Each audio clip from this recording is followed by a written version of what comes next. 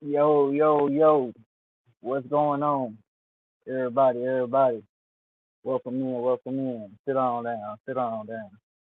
You know who it is? It's your boy Victor Freeze. One more time back at y'all on a Friday night. Just trying to see what y'all getting into. You know, I don't like too much light, so I'm gonna put these hater blockers on real quick. But yeah, this gonna be a more efficient night than the last one, and each one's gonna get a little bit better. You know, um, I'm gonna be consistent with y'all. Y'all consistent with us. We got something real building here. This network is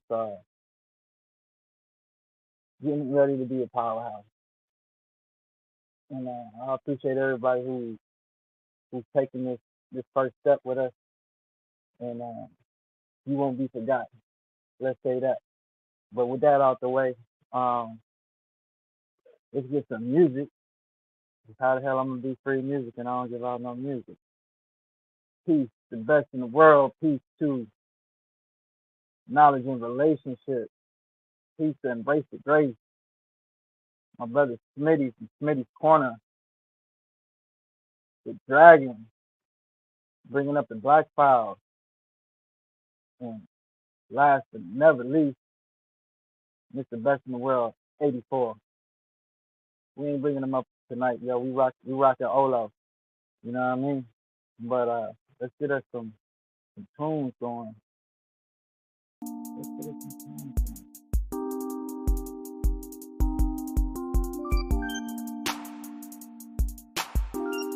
Shout out to Dex 99, my little brother. Got down the West Coast. Coming down right there. Getting this punk rock all the way through. Yeah, man, been through a lot with this thing for me. Yeah.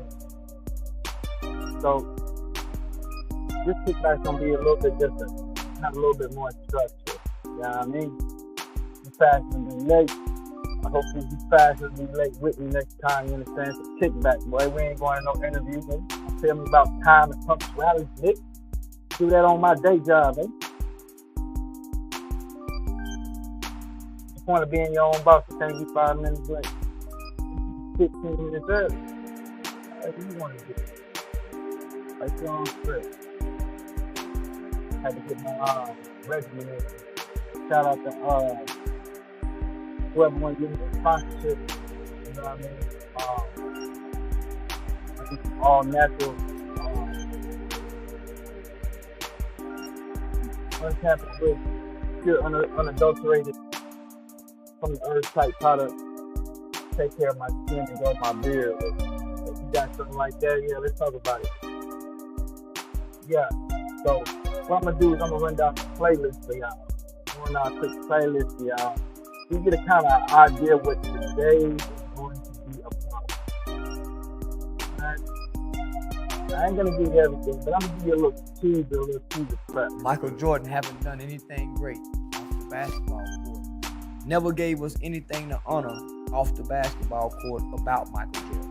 Michael Jordan won't even talk to us. Michael Jordan isn't ours. He's Nike. He's Chicago Bulls. Black people hadn't given Michael Jordan nothing for to say he's ours. Understand where we going today?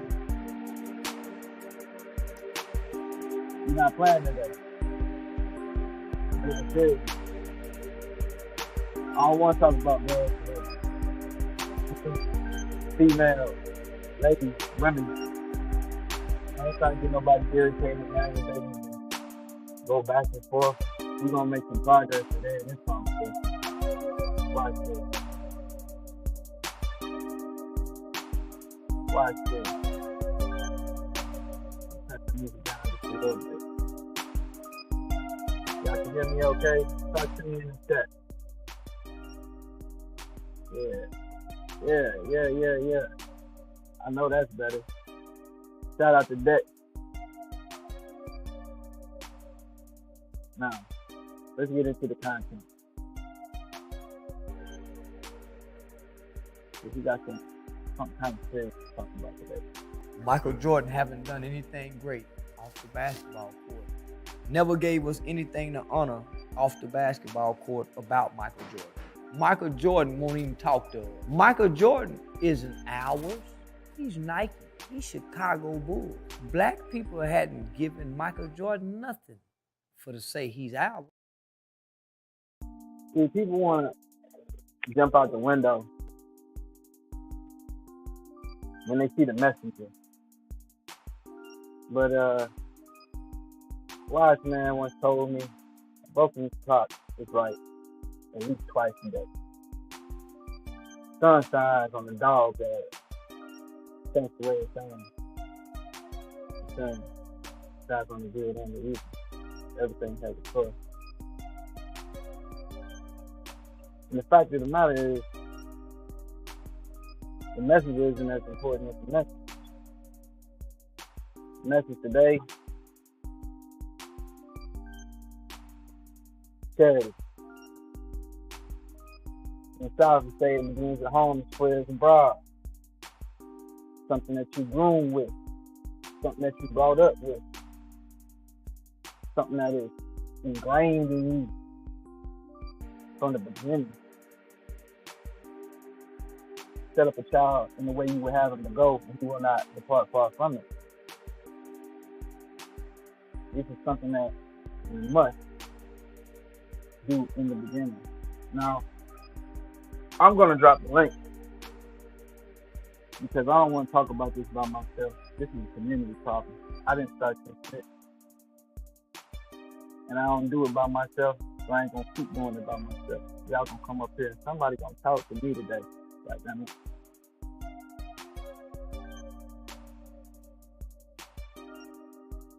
Okay.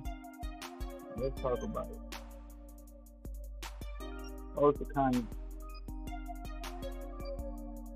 That's it. Hey, it ain't that hard, folks. Get your YouTube channel. StreamYard is free for the basic account. You can get up to 6 people. Only thing you really gotta pay for is storage. If you ain't in the game, that's your fault. Like all these folks trying to be dope boys and all of this. Now, nigga, you late. Dope is over. Coke is over. Weed is over. It's over. Look for a new profession. Nigga, that ain't even worth a 9 to 5, nigga.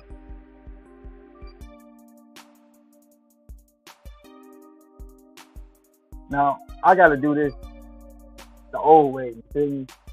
Y'all might not have seen me before. Y'all might not know me from these YouTube streets. I ain't from your hood, your part of town. You understand me? But I ain't come by myself. I did, but it's impossible for me to come by myself. There's some real people out here that recognize real, and it just gravitates to them. It's like a pull. And you could click on or scroll by. If you recognize something in that person, something that's in you, that's in them.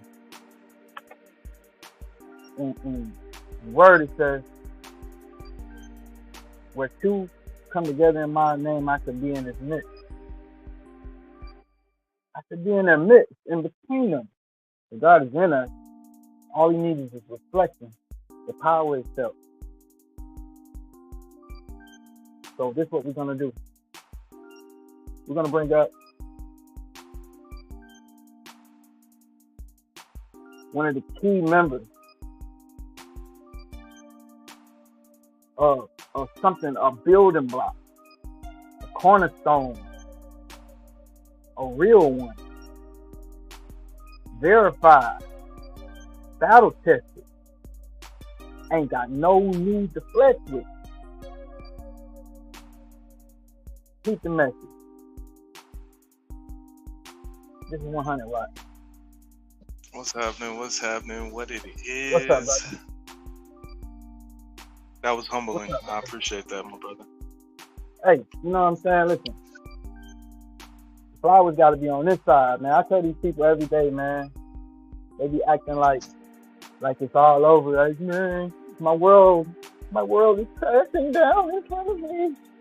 Nigga, it's niggas on this side of the grass and niggas on the other side of the grass, and that's it. Now you can start calling yourself a black man.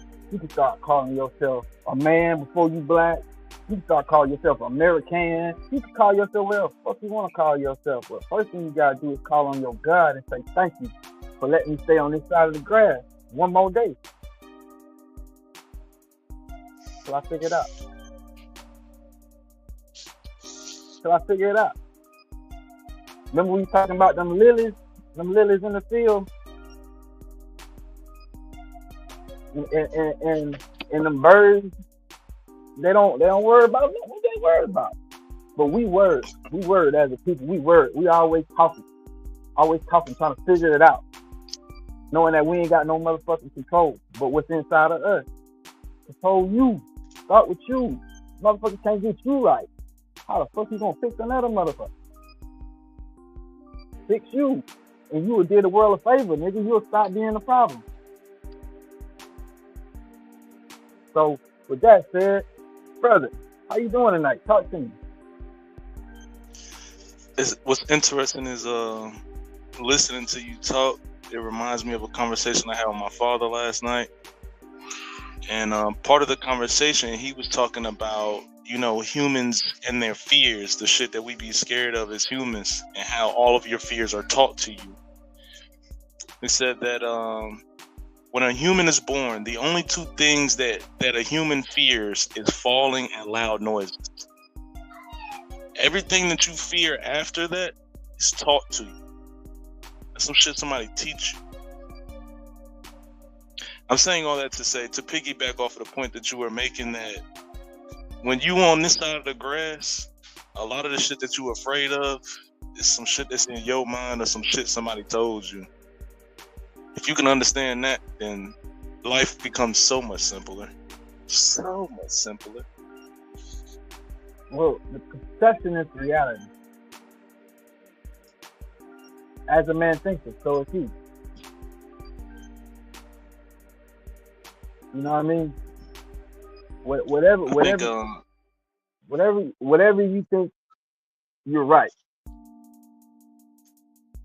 You're right. I think perception is the most fragile part of socializing. Perception is the most fragile part of interacting with other humans. Because someone's perception of, like, for example, how someone perceives you, what people think about you, Vic, the ideas that they have of you, or the thought process they had when your name comes up, it's a certain way right now. But it might only take one person to say something ill of you for their perspective of you to change. The perception of people is just so fragile. It gets influenced by other people, by natural occurrences on Earth and all of this shit. Perspective is so fragile. So fucking fragile. And if you can see how much your perceptions change as you go through life and you grow and you age, you get wisdom and you get experiences, then you should know that it's flexible. It's not a rigid thing. It's something that you can change. Probably the only thing you can change is how you see what's already going down. So speaking of what's already going down, by the way, y'all make sure y'all click the link. If y'all want to get into this StreamYard and talk about it, feel free to come up. But me and my Jeep 100 watt got this thing covered. If y'all ain't got nothing to say, put it in the chat. Yeah. So I'm gonna play this back one more time, and we're gonna make quick work of this one so we can get on schedule. We're gonna get all the way through these. Michael Jordan haven't done anything great off the basketball court. Never gave us anything to honor off the basketball court about Michael Jordan. Michael Jordan won't even talk to us. Michael Jordan isn't ours. He's Nike. He's Chicago Bulls. Black people hadn't given Michael Jordan nothing for to say he's ours.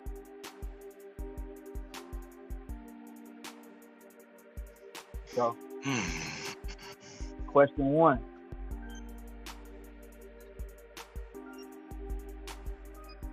Should Americans, this ain't gonna be a black show, unless you want it to be. Should Americans refocus on voting with our wallet? Should Everyone always Americans talking about refocus? how important the vote is. That's the question on 100 Watt. How important is it that we vote with our wallet?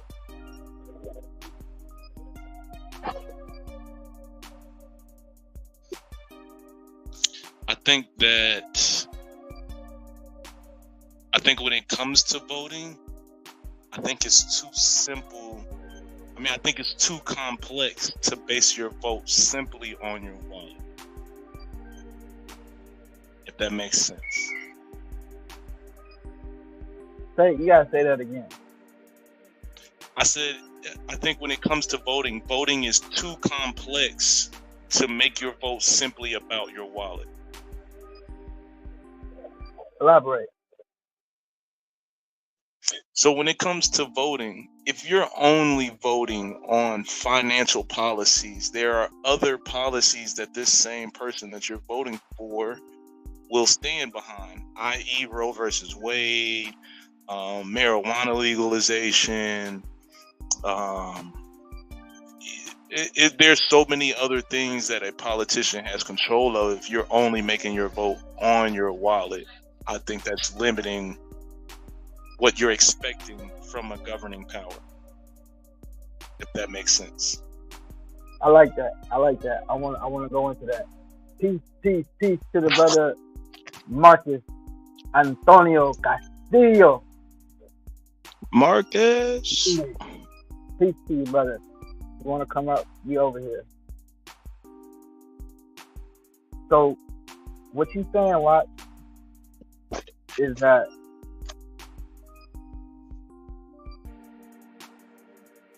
there's so many avenues. You're thinking maybe. Let me see if I can clarify this.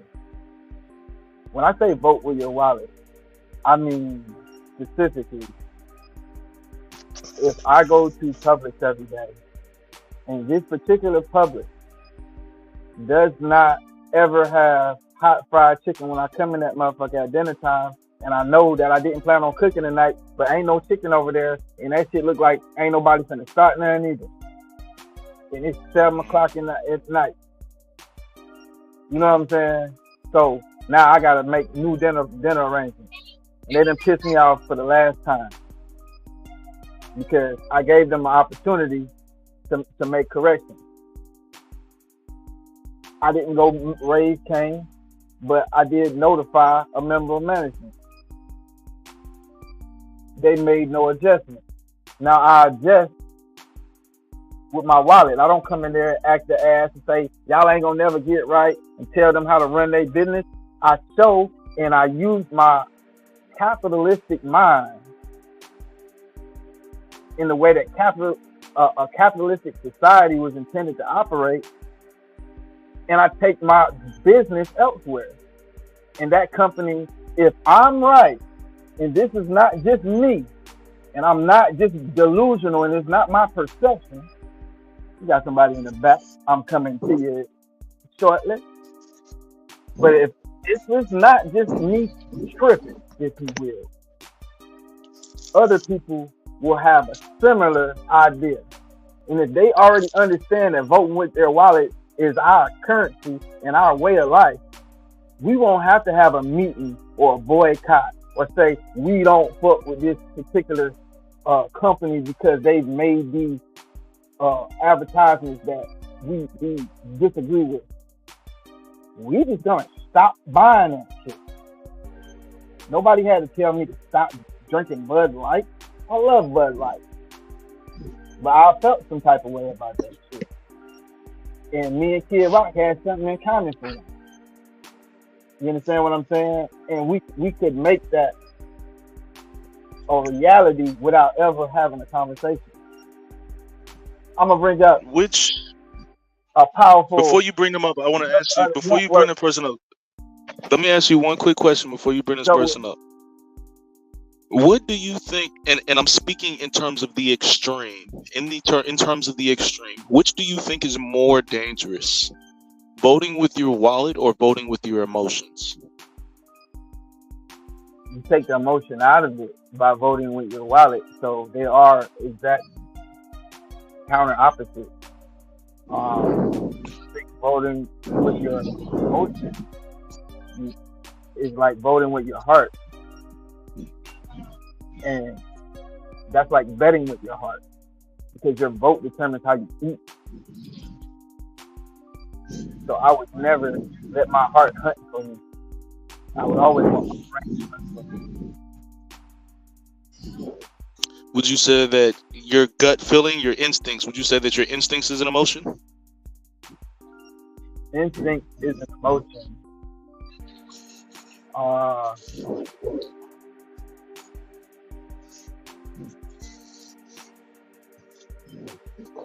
Peace, Marcus. Yo. Shout out, salute. What up, Vic? 100. Yeah. Rolling.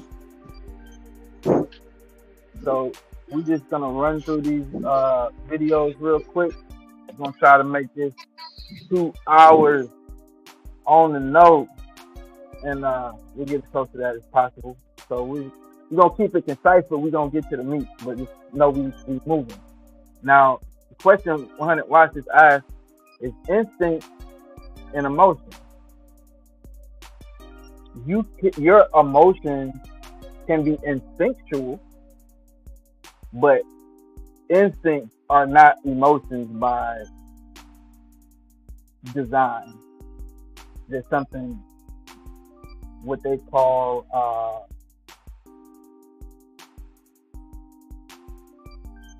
it's like your mother tongue. It's animalistic. It's a word for that, but I forget what the word is at the moment. But that's what it is. You know what I mean? It's the essence of man. So that instinct can be trained. That instinct can be altered. You can be confident at one point, and now your instinct is to be fearful because of what happened to you that traumatized you. It reframes your instinct. So they're not rigid in that sense, but they're much harder to change than emotions. Marcus, you got to stay on the subject, good brother. Yeah, talking about 100 The Watts. original question is at the bottom, at the ticket. Okay. Should Americans refocus on voting with our wallet? I believe that's the more logical way of thinking. If you want to come down to it, that's the more based when it comes to that, because people want to protect their income. People want to protect their homes. People want to protect the future they can possibly have with their kids or with their legacy of their families. People want to come into a country and, be able to stand on it, living here. So, yeah, I believe for the most part, if we're going to break it down to just those two ways, I'm going to have to go with the wallet rather than the emotions or feelings of it. Well, the idea comes from the clip that we watched, where Charleston White was calling out the black community for their support of Michael Jordan, who does not in any way, shape, or form support the black community. Now, after George Floyd and had such a terrible backlash, when people start putting the heat on his black ass too, he built a medical wing at some hospital in North Carolina, and that was a great PR move and took the heat off him for a little while. He said, "Oh well, I'm gonna give $10 million to support the cause," and he ended up saying that it would be $1 million over the next 10 years to these specific charities, and it really sounded like not only a PR move, but also a tax write-off. And it didn't impress me at all. Because Oh, so the same shit the NFL did. so I mean, I'm glad you said that. have you ever owned a pair of Jordans? Have I ever owned a pair of Yeah, of course. Yeah. I've owned a few, I've never couple. owned a pair of Jordans. You said you had a couple, Marcus? Second. Yeah, I got a few. I had like retro threes. I had the Space Jams. You got any right? Right now, I don't. Right now, I don't. I have like Nike Under Armour basketball.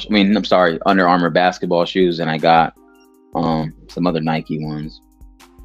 Nah, yo, I don't think y'all understand what's going on in America right now, bro. I go to work with these little young motherfuckers, and they try to keep me young, you understand? And they be like, yo, you want some other shit. What you doing with an Android, yo? You'll never get no bitches with an Android. They already wrote you off as soon as you pull your phone out. I'm like, what? Nigga, that's a high-tech firefighter shit. Like, nah, I don't think you understand. This branding has like been branded, and the fact that even if you're not getting killed for Jordans anymore, it's still such a large market. How can 14% of an economy produce almost the bulk of its production, of its consumption? They call it buying power. I call it spending wasteful. Other communities have buying power. They just ain't buying everything. And the shit that they buying is assets that pay them more money so they can trick off later. And their kids can trick off even more later. So I'm like, if we're not going to, the education gap has created a reason why we're behind, because we don't have the knowledge of what to safely invest in. Because ain't no point in being no dummy talking about you investing just to go lose it all. Then what can bridge that gap? Well, at the very least, you could support your own community, your own businesses, so you didn't have to work for the people you claim oppression. The Chinese people, they made a whole like Dateline NBC thing about it, right? It's probably not Dateline, but something along those lines. And they was like, the population, the entire Asian population in America has been able to sustain itself strictly off of Chinese restaurants. Strictly. Never mind the hair stores and the nail salons or a convenience store here or there. Chinese restaurants. That employs the bulk of Asian Americans. Period. In your community, in their community, and they eat good. And it ain't no motherfucking dirty rice. You know what I'm saying? So, with that said, let's do this. Nick. It ain't no reason in this world to be around people you don't fuck with at this time in the world. Somebody who don't fuck with you, you ain't got no business around them at this time in the world, man. You gotta realize, man, this is a wicked world, and the wicked people are winning. They not investigating murders and doing things like they probably did at one time in this country. Right now, they just videotaping murders because they got cameras set up all through the hood. They see everything. You got a private eye in your pocket. This is a private eye right here, man. That's picking up everything. Yeah. They know almost everything you do. It's just they pick and choose what they finna spend their money on because it costs money to fight a case. Let's hear it, fellas. I got a question for you, but I want to hear what you think of what was said. Spending time with people that don't fuck with you is a waste of time.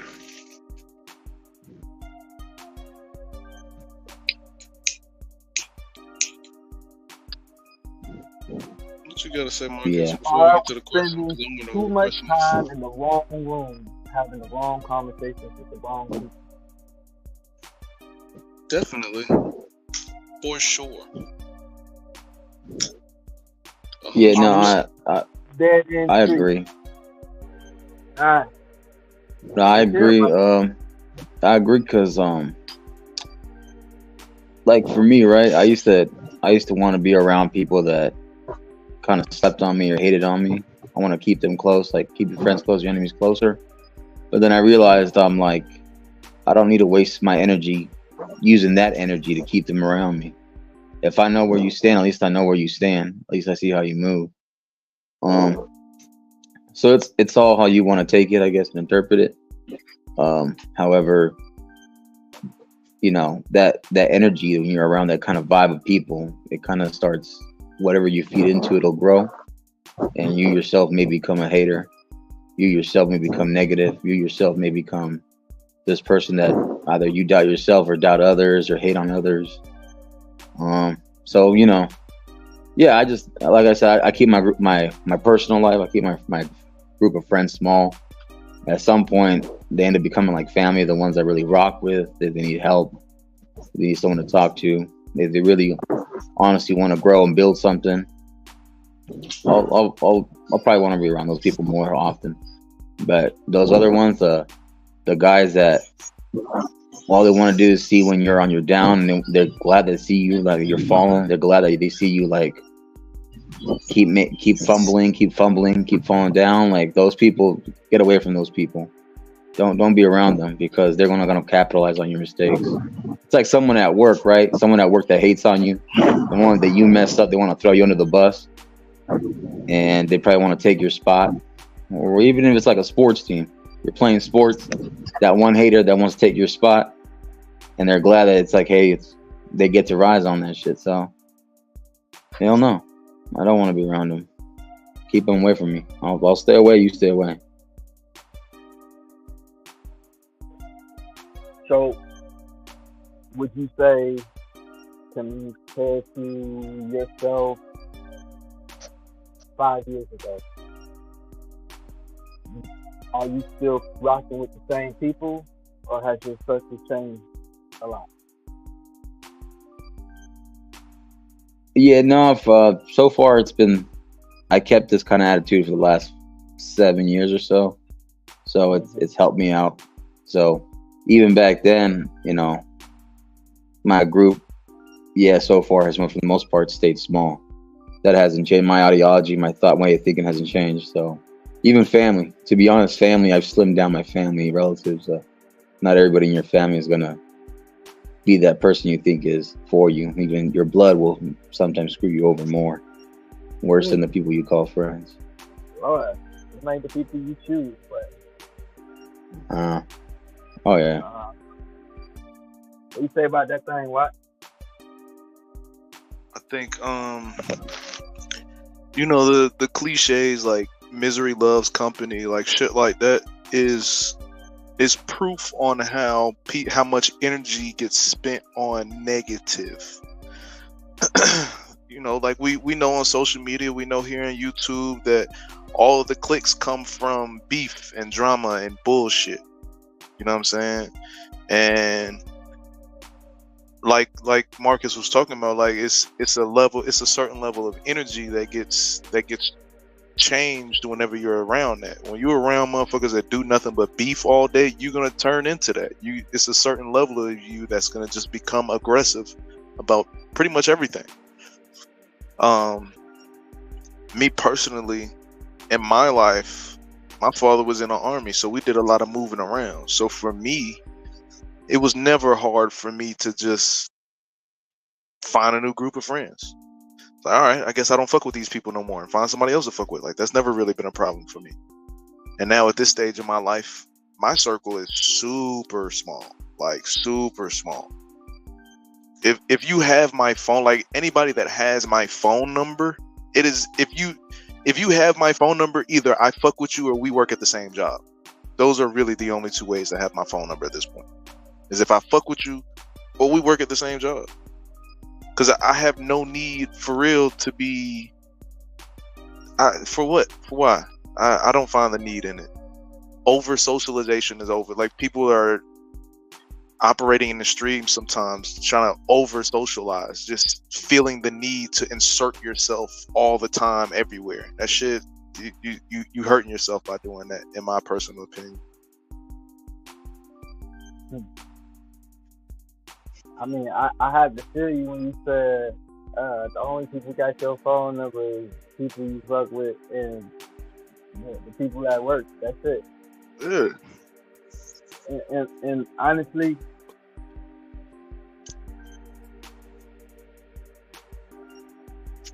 I feel like my family. I'm at a. I'm fighting a losing battle. My family's so big, and there's so many people that I care about. Unlike a lot of people's families, so I've come to learn in my adult age, it's not necessarily close knit like my family's close knit. You know what I'm saying? For my family to be as big as it is, and for everybody to fuck with each other on the level we get down for each other.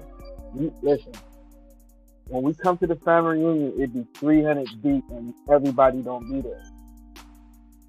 And when everybody wearing them same color shirts, that thing look intimidating when it start moving around. You understand what I'm saying? And let you bump. Don't let it be one of them ladies. Oh Lord, it look like Killer Bees and Swarm on me. So that's how I feel about my family. So for me to sit there, I got a phone full of numbers of people that love me to death, brother. Go to war and die for me, give me their kidney, all that shit.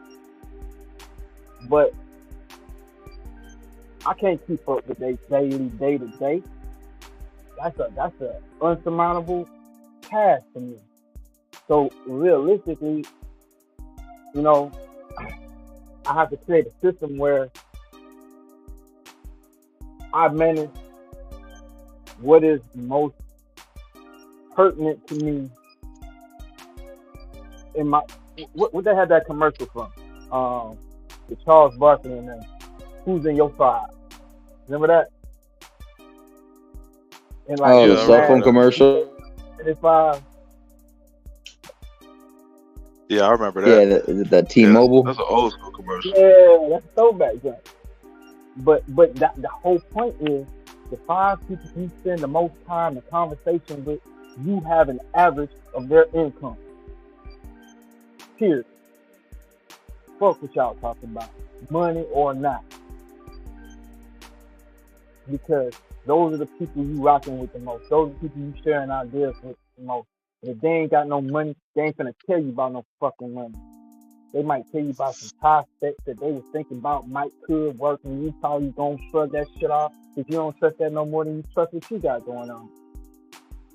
But if you see a motherfucker already moving and all he got to do is slide you a little bit closer or give you a little piece of game, so you can just drop this application in like this and like I tell you, just do what I tell you to do. That nigga's valuable to you. And then if you could add something to him that his money can't buy, then that's a fair exchange. That's a good network. That's you actually adding intrinsic value. It's not nepotism. That ain't the homeboy love. That's straight up you being of value and service to somebody's network. And if your network ain't built that way, LeBron got lucky. The friends he chose at a young age just so happened to grow into capable men who didn't have serious issues to the point where it distracted them from reaching their potential. Now, I'm sure there was a glue guy. I can't say who that was in that unit, but somebody made sure that everybody got to do what they had to do. And I think that's critical. What's the point of the chair without the legs? You understand? So if you got one leg, you got to be a mighty strong ass leg. You know what I mean? It's asking a lot of yourself. You gotta be strong and positioned well. You said do what? I said if it's a chair with one leg, it has to be strong and positioned well. Mm-hmm. The greatest power in the universe is time. When they want to punish you, what they give you? Time. When they want to reward you, what they give you? What you think gonna happen when everybody in this living room pass away? Time is gonna keep going on. Whitney Houston's dead, Michael's dead, Prince is dead. Time went on. When this earth, you could blow this earth out the universe. Time gonna keep ticking. It's like the Lord, it's infinite. It don't stop. I've never seen the clock do this, then stop and do this. Never seen it. So when we go to his kingdom, I think the Lord gonna ask you, what the fuck did you do with the time I gave you on this planet? Did you help or did you hurt? So do something productive. When you're in the gym, be doing something productive with your time. When you on my set, if you ain't got no words, be doing something.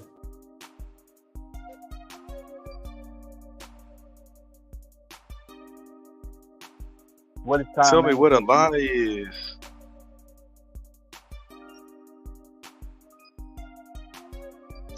Tell me what a lie is. Everything he said is completely valid. What grade do you give yourself in time management? A through F. Let's see. Let's Marcus? see. I give myself about a B. You can do better.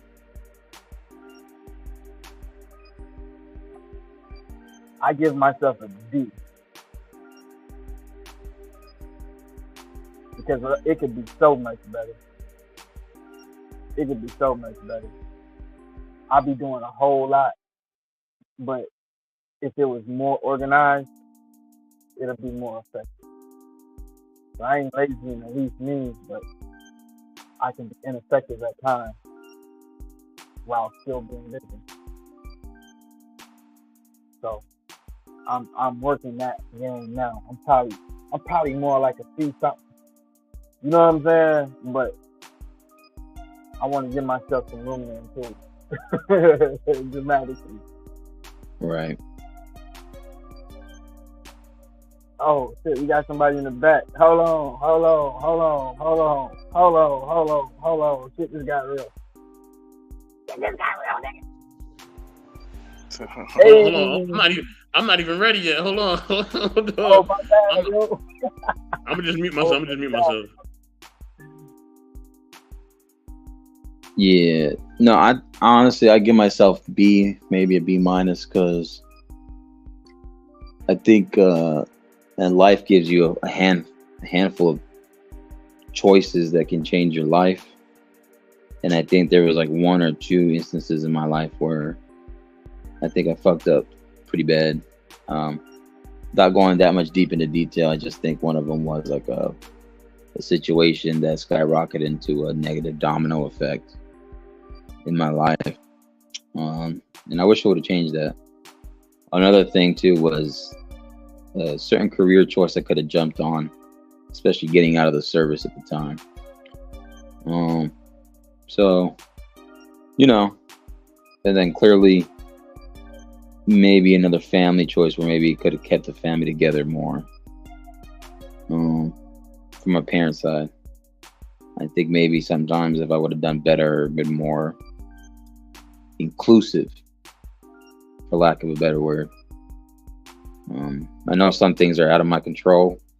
That was the issue with me when I was younger, is thinking we have so much control of certain things when certain things are not in your control, except for your own individual choice. So yeah, I'll end it there.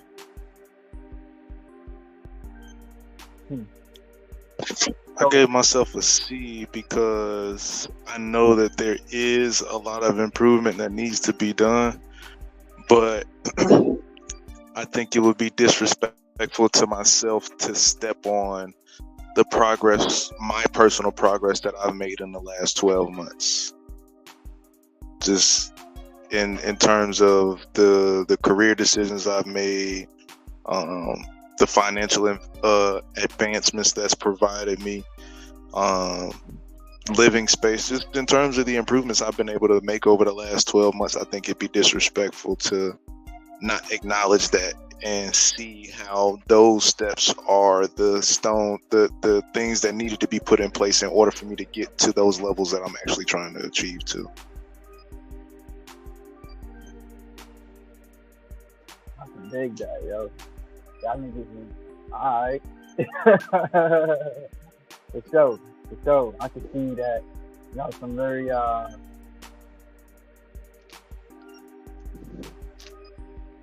there's a word Very for it, deep. right? Very deep. I'm gonna get better at digging for these words, you know. Shout out to Chef. He was here. He be all over these definitions. He know how to catch these words up and digging for. But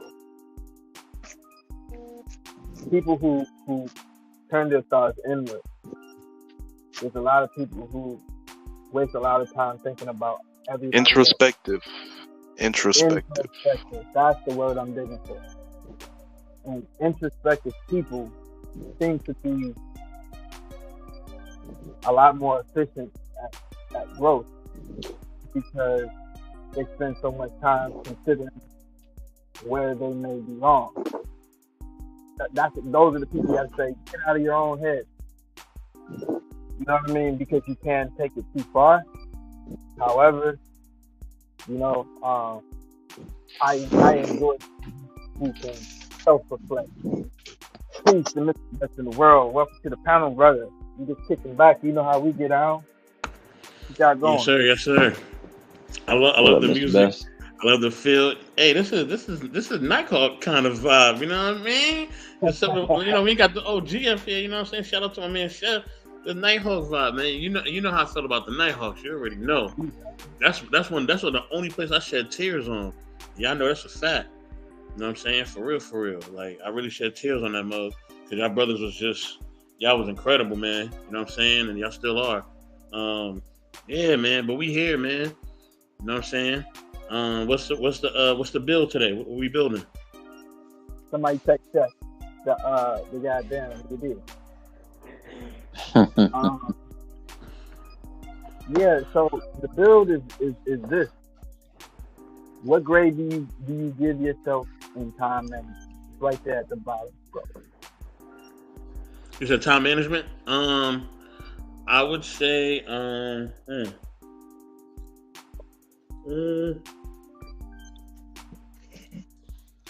management, I give myself a B. You know what I'm saying? Because I'm really on top of things. But I know sometimes I be letting things slip, yo.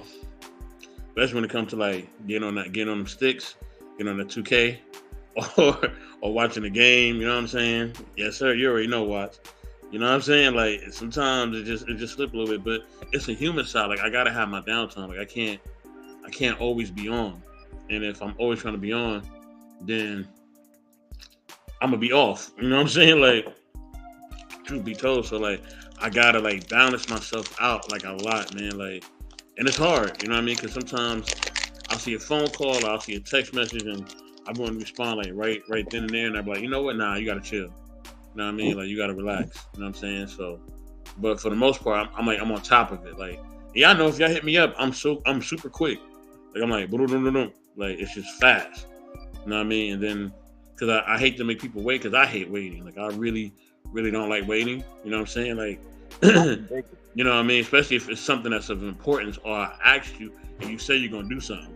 Like, if you say, yo, I'm gonna do it, then I'm like, all right, I'm looking at the watch. You know what I mean? I'm looking at the clock. Like, hey, what's going on? You know what I'm saying? Especially if you don't tell me like the time, then I'm definitely looking at the watch. For real. But yeah. So I want everybody to give themselves a thought. If time is the most precious commodity that we have. Time and health. I think you could put health and time in the same way. I don't think anybody would want to trade one for the other. What if someone froze your time?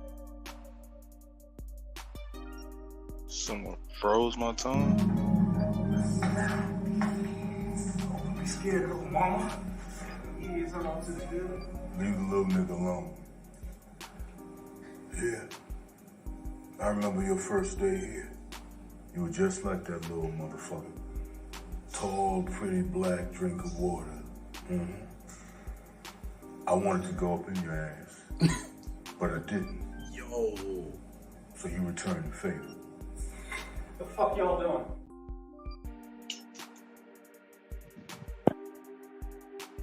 That kind of time freeze. Well, buddy. Did you hear what he I'm actually gonna said pass to on the man? that. Did you hear what he said to the man? Mm-hmm. I had serious This was considerations exactly of him. violating when I first saw you, and I spared you.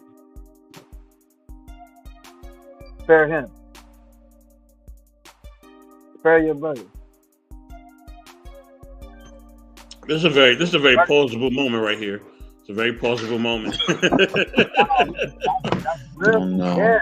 I thought about blood in, blood out. I thought of lockdown. I thought of like Hey, pause, look, man. you get that pinky placa. For real. For real. I was like, man, then lockdown, I was like, no, like Master P, all that stuff. There's a widespread fear of men talking about being violated by another man. It's the worst thing you could ever bring up in conversation. The thought of it is like the thought of just kicking the ball. I'd rather take the ball. So Definitely up there. with that said, I didn't hear a lot of pushback. It's not. This Pushback subject to is what, not. This subject is not that subject. This subject is about when you have nothing, you still have something. How do you feel about the intangible? How do you feel about courtesy, respect, mercy, forgiveness, the things that money can't buy? How important are those to y'all? Those are more important to me than anything that you can buy. Yeah, that's true. Anything physical, at least. Yeah, anything physical, anything tangible, those have a defleeting value. It's the stuff that you can't see that has the increase, the lasting value. That's why people have the thought process like you do, Vic, and read the Bible. You can't touch what those words mean. You have to believe that. You have to know that that is what it is. And those intangibles, as long as you can believe those things and they actually are what is being presented to you, then that's more important than any car, house, anything you can buy.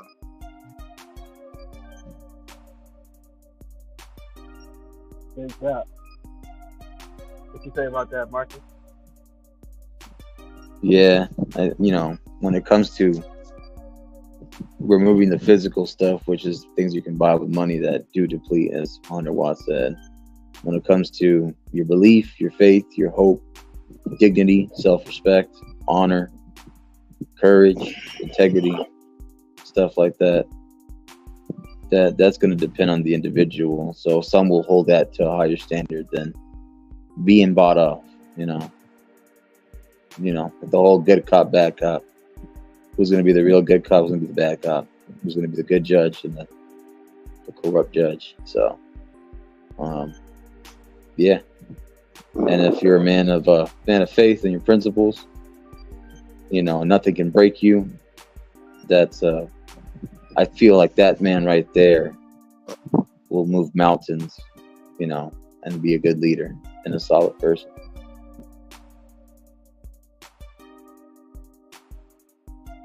Best.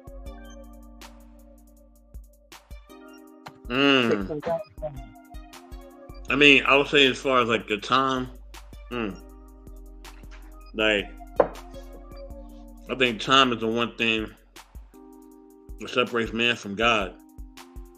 Because God controls time. You know what I mean? He's the very essence of time. And whoever controls time is essentially on God level. You know what I mean? Because you dictate when and where things happen and how you want them to happen. You know what I'm saying? So because we don't control time, we don't have that God vibe. You feel what I'm saying? We are less vibrational, and so I think once you control time, you know how to control other things as well. You know what I'm saying? It kind of goes hand in hand. You know what I mean? It kind of gives you, it's like a superpower that gives you a superpower. You know what I mean? If that makes sense. I can go along with that in a very metaphorical way.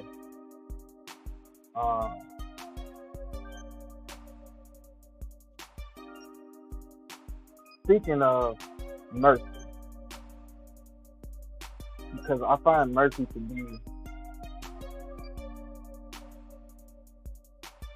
the thing that makes me charitable, the thing that shows my true heart, and to be merciful,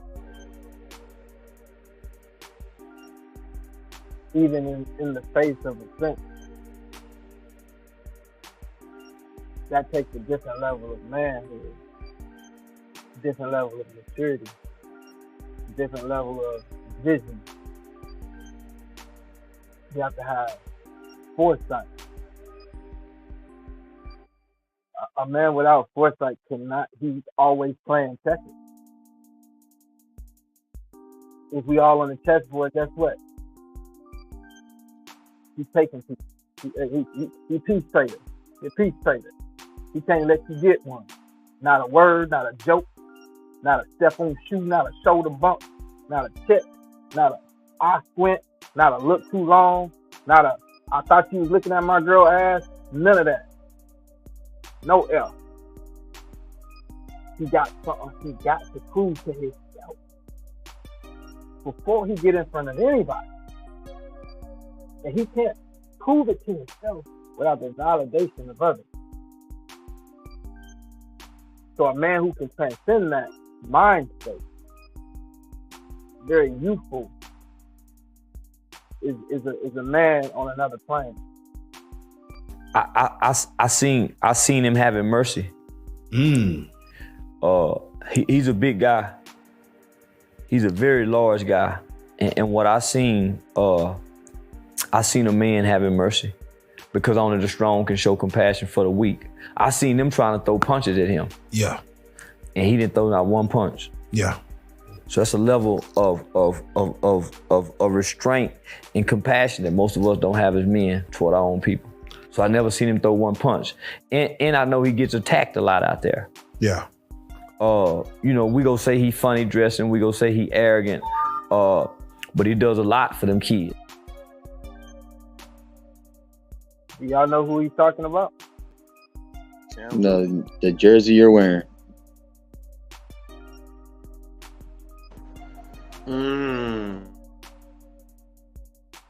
Cam Newton got in a little scuffle. Ain't no need for us to play the video.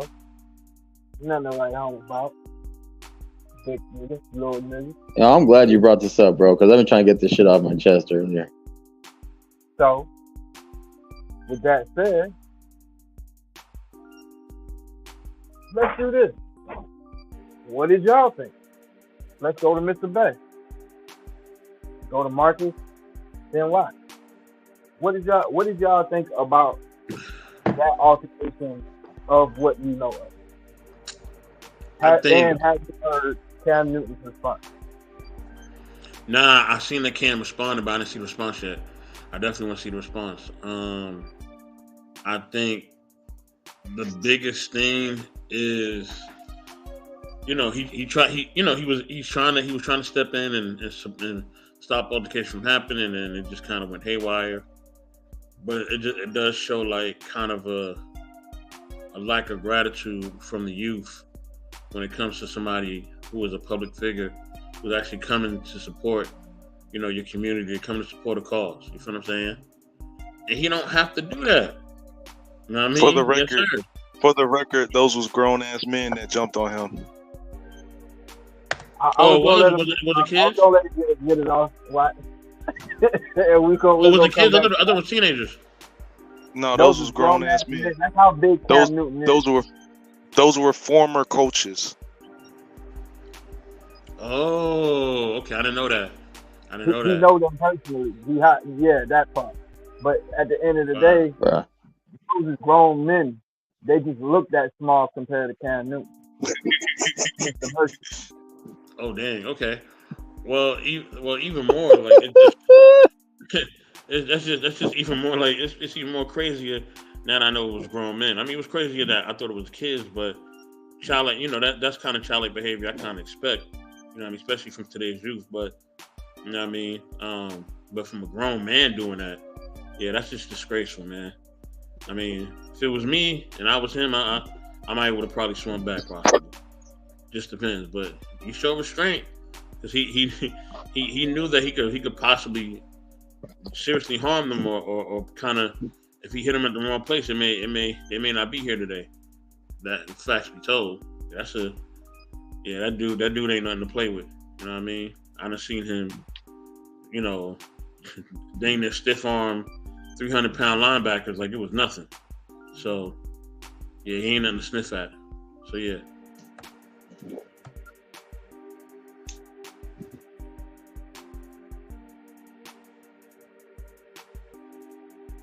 Man, Qualler's taking shots.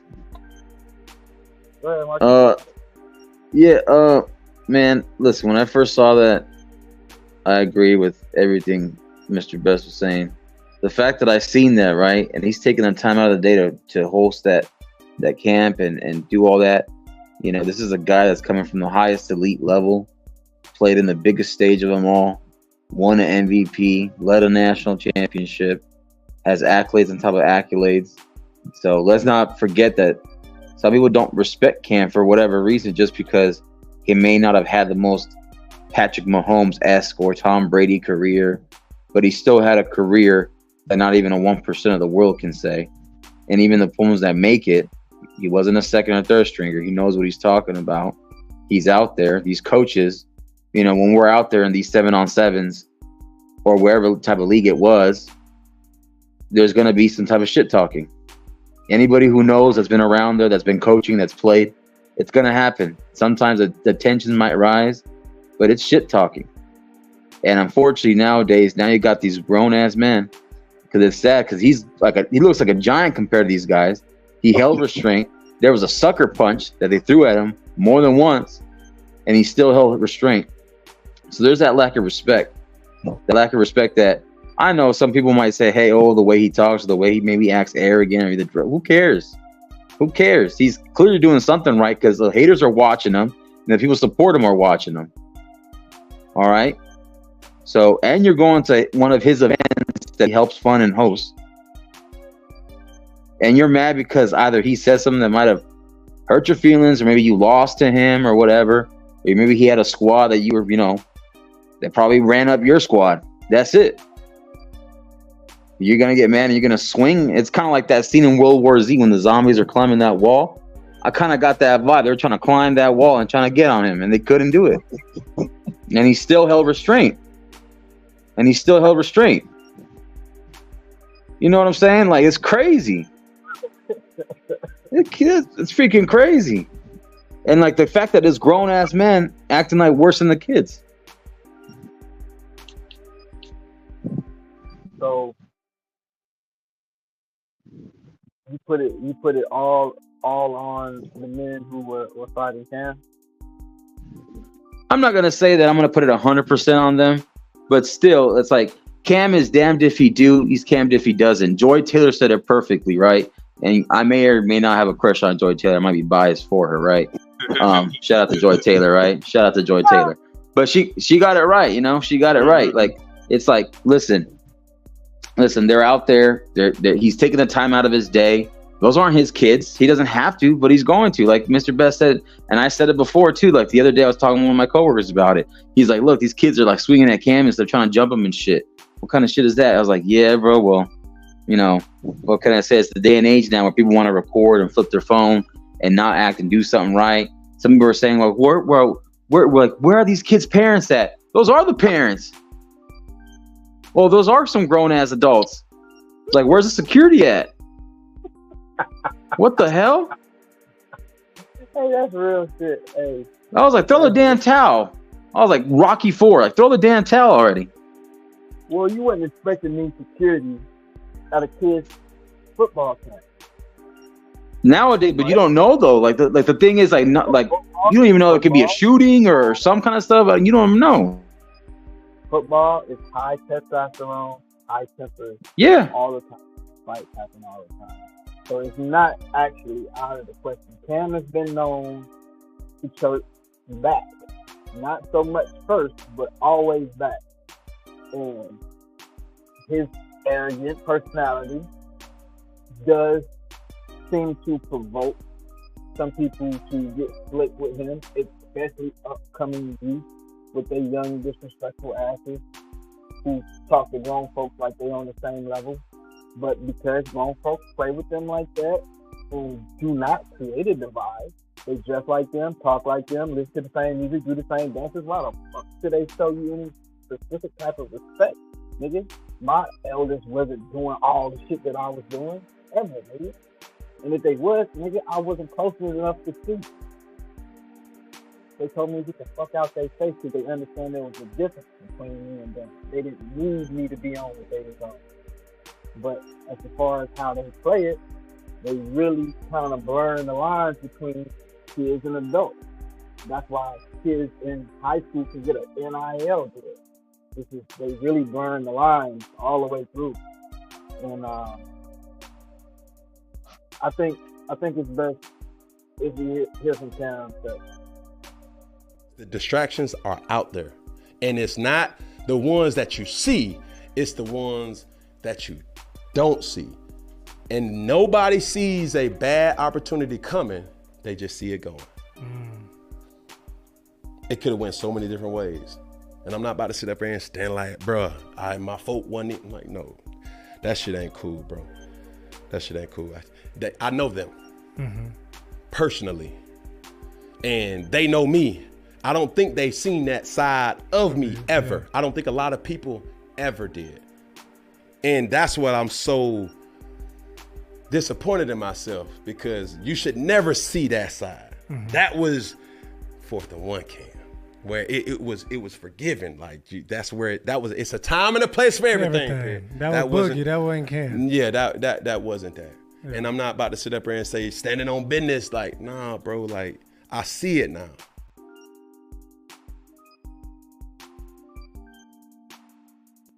Going back to you, Watt.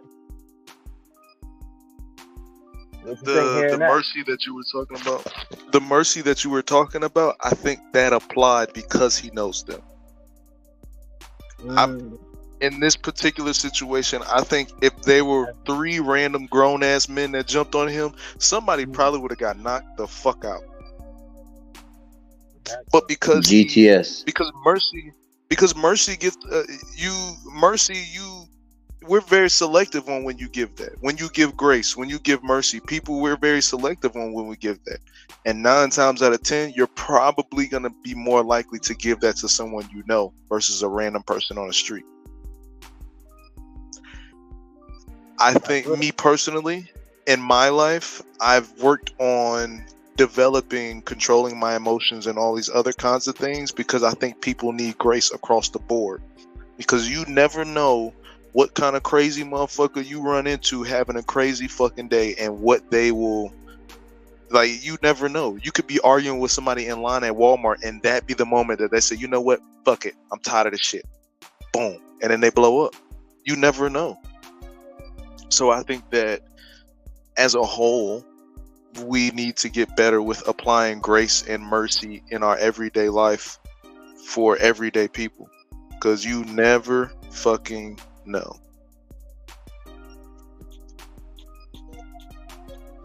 What you say about that, Mike?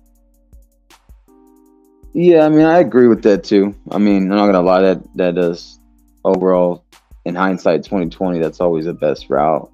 Unfortunately, you know, it is like you go out to a bar or a club, you don't know a guy, he's gonna come at you a crazy way. You know, I've seen when people get slept. You know, I see, you know, when the Timbs come out, when you're wearing the Timbs at night, you know, just in case you're prepared, in case if it goes bad. That's what happens.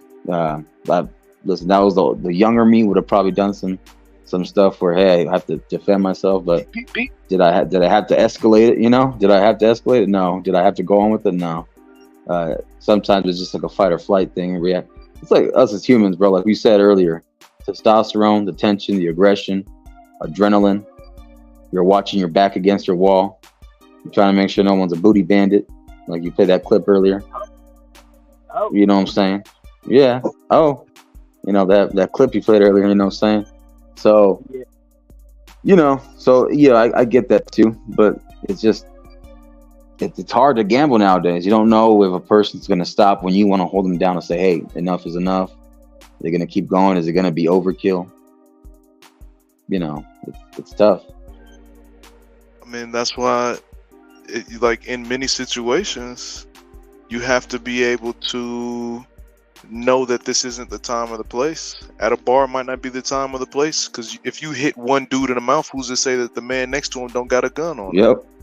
Yep. That's where that mercy comes in. If you, like Vic was saying earlier, like we all have a choice. In those instances, you have to be able to make the choice to separate yourself rather than escalate it.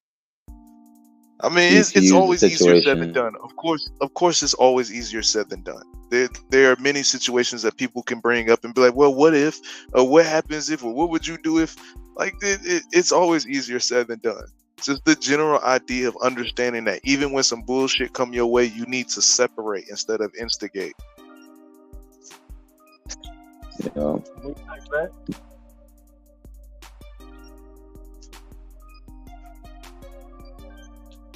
Best in the world. Bet. What's going on? It's on you, good brother. Man, I think that sometimes, you know, that's why it's hard for us to really tell those who have made it to just come back to the hood sometimes. They be like, hey, come back, get back, you know, do something nice. And it's like, when they do that, sometimes it's the results they get. You know what I mean? And I feel like a lot of them do want to come back and they do want to do something positive, but if they're doing that, we can't now attack these people who are trying to be a benefit or to help. You know what I mean? So, but it is what it is, man. Read that question at the bottom. Should you stand down? I think you should so-called stand on your business or who you are at all times, right?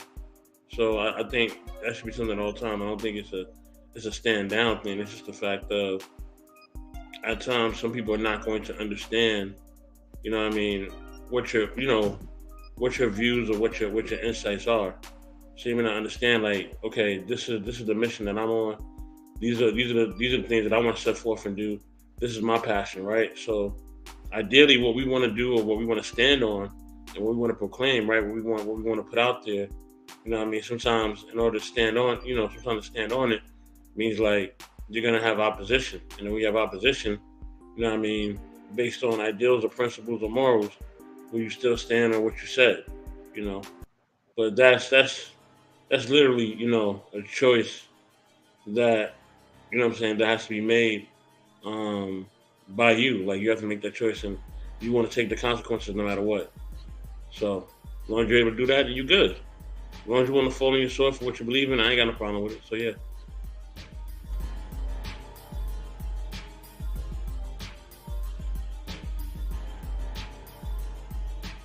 Well, I'll say this.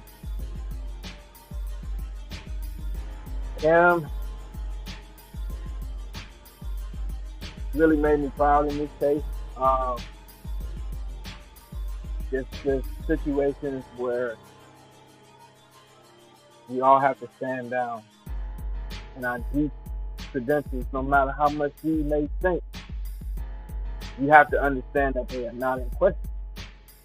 Those deep credentials be in question if you actually sacrifice yourself, knowing you's the king on the board.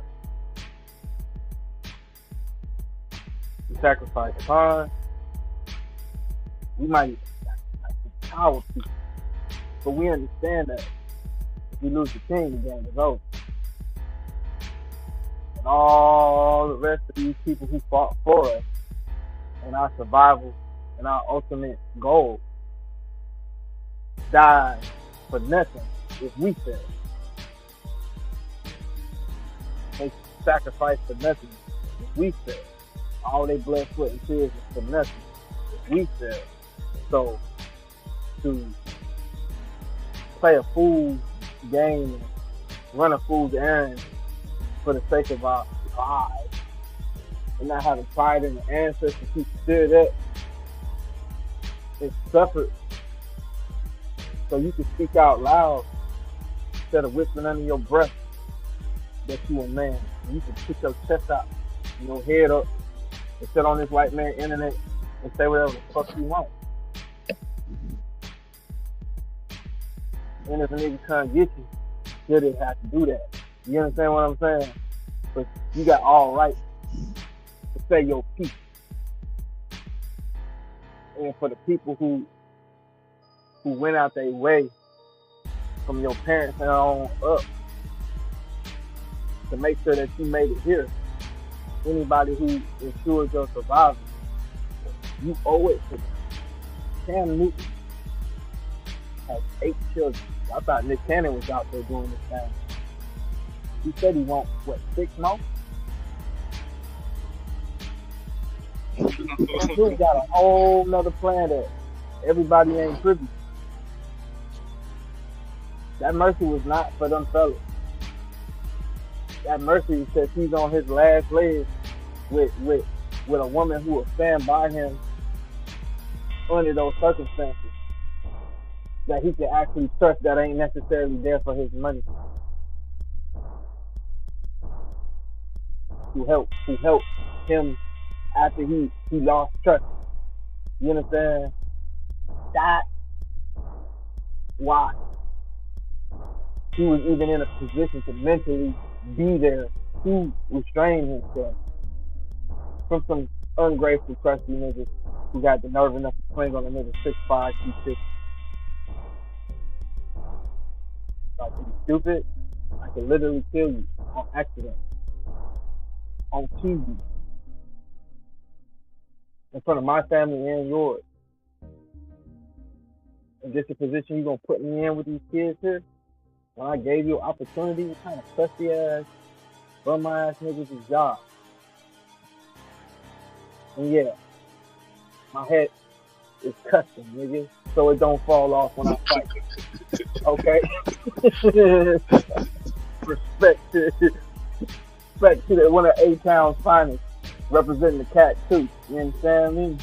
Alright? Now we got about one more video and then we're gonna peace to my brother Brian Eric coming through. And peace to my sister Quantum Love. Appreciate you coming through. We got one more video, I believe, that we're gonna breach. We'll see where this goes. And all that other shit is to control you. If the churches took half the money that they was making and gave it back to the community, we'd be all right. If they take half the buildings that they use to praise God and gave it to motherfuckers who need God, we'd be all right. We'd be all right. Have you seen some of these goddamn churches lately? It's ones that take up the whole block in New York. It's homeless people out here. Why ain't God letting them stay there? Why these niggas got gold ceilings and shit? Why God need gold ceilings to talk to me?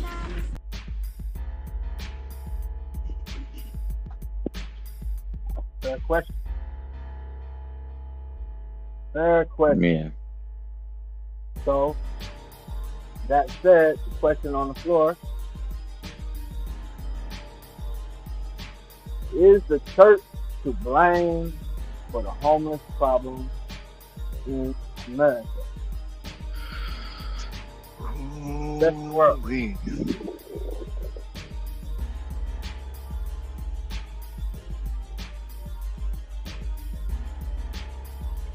while he coming back, I'll say,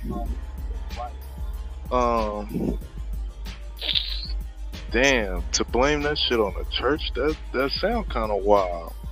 I don't know if I'm riding with that one. Maybe because I'm a bootstrapper and I'm one of them get it out the mud type of thinking motherfuckers. I don't know. Maybe that's the case. Maybe because I've been in a shelter around other homeless people and watched them be lazy and be satisfied with the fact that they can make $100 standing on a corner begging for money. So to blame that on the church, I don't know if I'm riding with that one. What is the church's responsibility if it's not for the deaf, blind, crippled, and crazy? I mean, their responsibility is no greater than what the government's responsibility would be.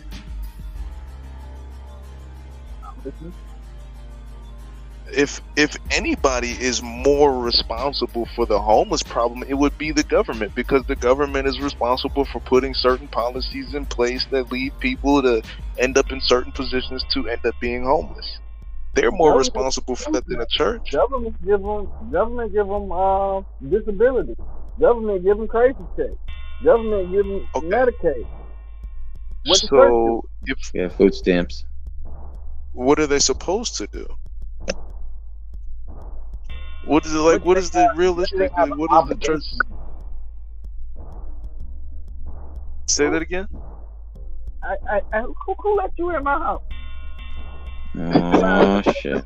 Suck your hair like this. That's not nice. Peace. Miss Polly, how you doing? I'm doing well. How are you? Coolin', just a kickback. We ain't doing nothing but chilling, talking about some real shit. There's boys up here, but this ain't boys topic. So, the question on the floor is at the ticker at the bottom. Okay. So, we're not necessarily going in any particular order, but 100 Watts is just speaking his piece. So, whoever want to speak on this topic, go ahead. Well, 100 Watts, you still wanted to finish, or you got more? Yeah, no. To end it, I'm just saying I don't see what their responsibility, what the church's responsibility to homeless would be. I don't see what their responsibility would be. So what is the church's actual responsibility to? Because they take in money every week, sometimes all week. And I would say government 501c3. I would say that they're more responsible to their congregation than the homeless. If you know you got somebody, I would say that they're more responsible to the congregation than they are to the homeless. If they know that they have someone in their congregation that's struggling, I would think they're more inclined to help this person than the homeless. That's not to say that's what they're doing. Not to say that that's what they're doing, but that's what I would say again. What is the church's responsibility in society? Take it off the homeless for a second. What do these niggas owe? They so goddamn raking a lot of paper in. I don't give a fuck. I'm the wrong. You temping, nigga, you owe something. Nigga, buy these kids some motherfucking ice cream, some book bags, something. I don't disagree with you. I'm the wrong person to ask because I don't want to say anything crazy. I'm the wrong person to ask. I battle with reasoning, with the reasoning for church to begin with. To put it simply. Well, that's unfair. I'm gonna go real quick. I just, for me, I think what maybe Tupac was trying to say, maybe in my interpretation, I could be wrong, but I think it's the capitalism behind the church and the people that kind of run it. Maybe that's what he's alluding to more, and clearly that's what it was showing.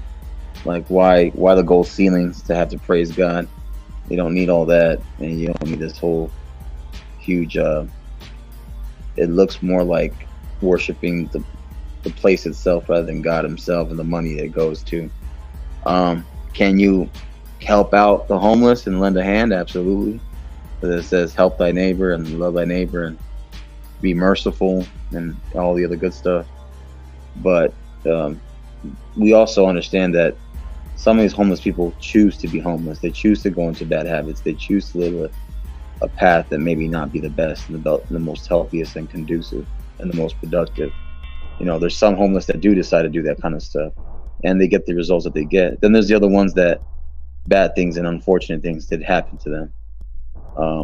However, is the church 100% to blame for it? No. They may have a fraction of maybe the issue of the blame, but government holds its hands. The church may be a partial of it, and you know, other things, and people need to self-reflect too. So it's not just a one thing. It's a formula. It's all different components. What you say about it, Miss Polly? What you doing tonight? You just kicking it? Like in this moment, or in life? Just the vibe. We just checking on everybody's vibe when you come in. Yeah, no, I just got off work. Okay. And so, yeah, I got off work and. What you think about what we talking about? I'm trying not to talk too much about church stuff. So no, go ahead, speak your piece. So there's some topics that you talk. Don't worry, you don't have to be politically correct. Nah. Wait. Now the alphabet community, I understand because they open and active. You understand what I'm saying? But you scared you talk about the church? Is what you saying? Are you saying that you retribution, or you just don't want to touch that subject because it's No, that's not what I'm saying. I'm saying at all. What I'm saying is that there's some conversations that you don't have with everybody, and when you're on the internet, somebody talk to their PR agent. Access to everybody. It's open access to everyone, so it's different. But I mean, if you're just talking about in general, is the church responsible for taking care of everyone who's in their down and low times? No. No.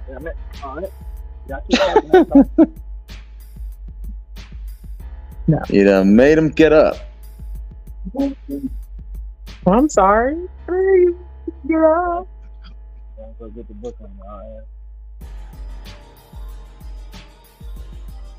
Gotta go get the book on y'all. Why? See, look, there you go. See, you don't gotta get the book.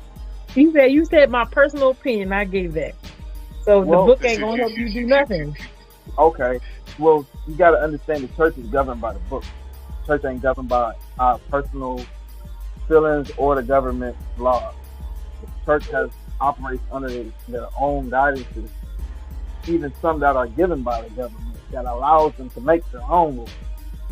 So even those that are ruled, even those that are operating by capitalism. Mm-hmm. That is not capitalism. That is socialism. Inside of the church, you understand? So maybe even communism to some extent. So that's what I'm saying. The military doesn't operate like that. The church don't operate like that. These entities do not operate as a capitalist society. The only thing that operates is our corporation. So, and then we tell them that they can't have a monopoly because it's unfair, and the government will tell you how that should go if you get too big. It's too much money flowing in both of those examples you get. It's way too much money flowing in both of those examples. I was gonna say, like, didn't Jesus flip the table when they were trying to sell outside the church or in the church or something like that in the Bible? If I'm not mistaken. That's the money thing. Like maybe playing the numbers and shit like that. It's called desecrating the church, right? I mean, it's just some things that don't belong inside the church. You understand what I'm saying? You wouldn't, right? If you were a sinner, you wouldn't bring your sin in with you. If you was a pimp, you wouldn't bring your hoes in they working clothes through the church door. Right. You understand? Everybody understands. But they can show up in modest clothes, right? They can be saved if they want to change. absolutely they can come, but just that okay. as far thing is relative. All right, I got you.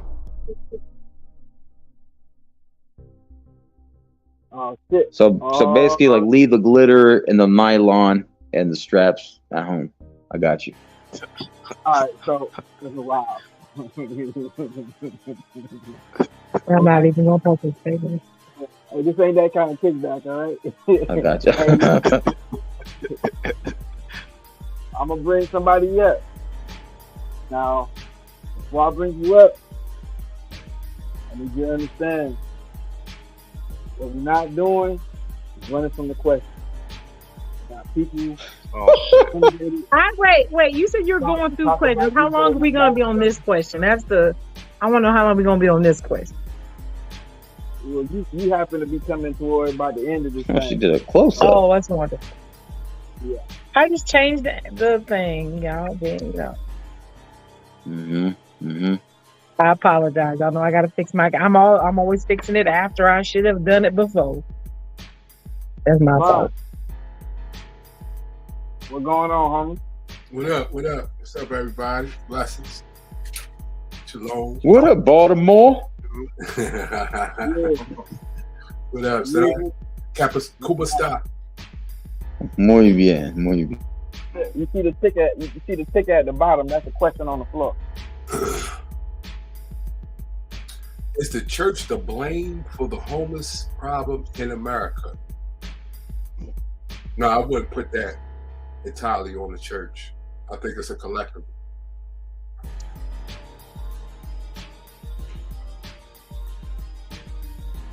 You say it's a collective of what? Collectively of not just the church, but the government too, the person, the system. So no, I wouldn't put it all on the church.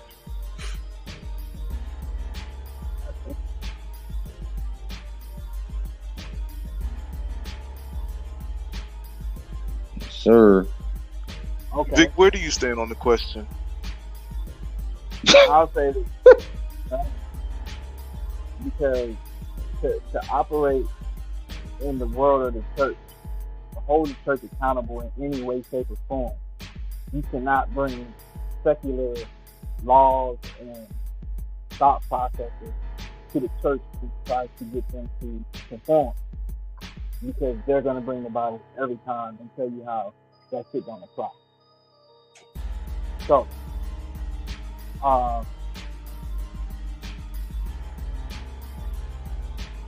were you not supposed to treat your neighbor as yourself?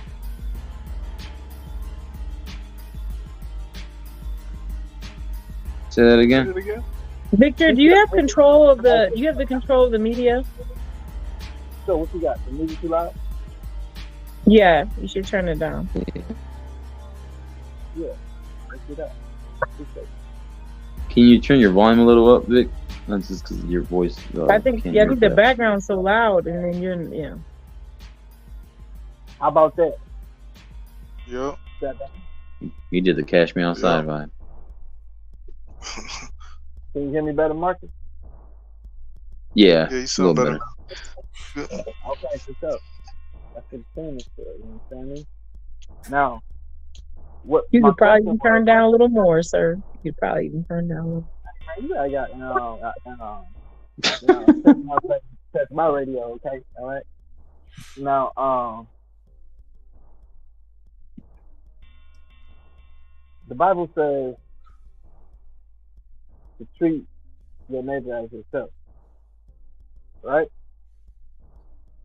Isn't that one of the major tenets? Even if you didn't know anything about the Bible, that you would know about your neighbor, do on to others as you would have them do on to you. Mm-hmm. Well, if that's the case, and then you have something they call tithing. Tithing was not always to be 100% for the priest. The tithing was for the storehouses. You understand what I'm saying? Tithing was never supposed to be money. Money was, you were only supposed to change your tithing to money if you were traveling. you didn't want to say bring 10 sheep and 12 oxen across the country to the priest. You would sell them, take your money over there, and then buy it back when you got to where you were going, and then present your tithe for whatever that exchange rate was. So at the end of the day, there was supposed to be a storehouse at the church.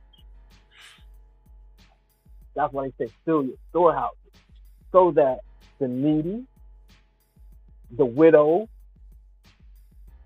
the lame, all those who could not do for themselves would have a place to come. That is the church's responsibility. I like how you said the key word, sir, which is cannot do for themselves. That's the key word you're saying. Yeah. But also understand this. If you were farming, the outside row of all of your fields were reserved for all the passers-by, including the home. You do not shoot a man for catching the outside row of your crop. Whatever grow on the outside, he can take. That is how you tithe from your property and of your harvest. That first row is for your neighbor. Though that is already supposed to be something that the church has, land and property and produce, storehouses. That's what all this fucking money is supposed to be for. And then the priests who live there can get to enjoy the fruits of that, so that they don't have to worry about having a job, not to have private jets and lights and stages that spin. So that's why I attribute that. When a church can close its doors, when it has the ability to house thousands of people inside of a national catastrophe, and it doesn't because it don't want y'all in there, then its purpose has ceased. Wait a minute? Can a person of the church, the person who's giving their tithes of the church, after they give their tithes, they can spend their money on anything they want, right? 10% period to be given. No, I'm saying after they give their 10%, they can spend their money on anything they want, correct? The other 90%? Are you saying the person who's actually doing it? Yes. Yeah. Okay. After the priest gives his 10%, where does it say that he only supposed to spend the money on something else? It was the money. It was never supposed to be money. No. I'm saying when the Levites give their 10%, where is it written that they can take the other 90% and they have to do what the church or what you just suggest? They're not supposed to do this. They're not supposed to do that. Where is it written in that? If you want to ask for the specific verse that I was just paraphrasing, you have to give me some time on that. It's not. It's not anything. After the priest gives his 10%, he can spend his money on anything that he wants, just like the people of the church. Well, what you're referring to is as if the priest was being paid a stipend or something of that nature.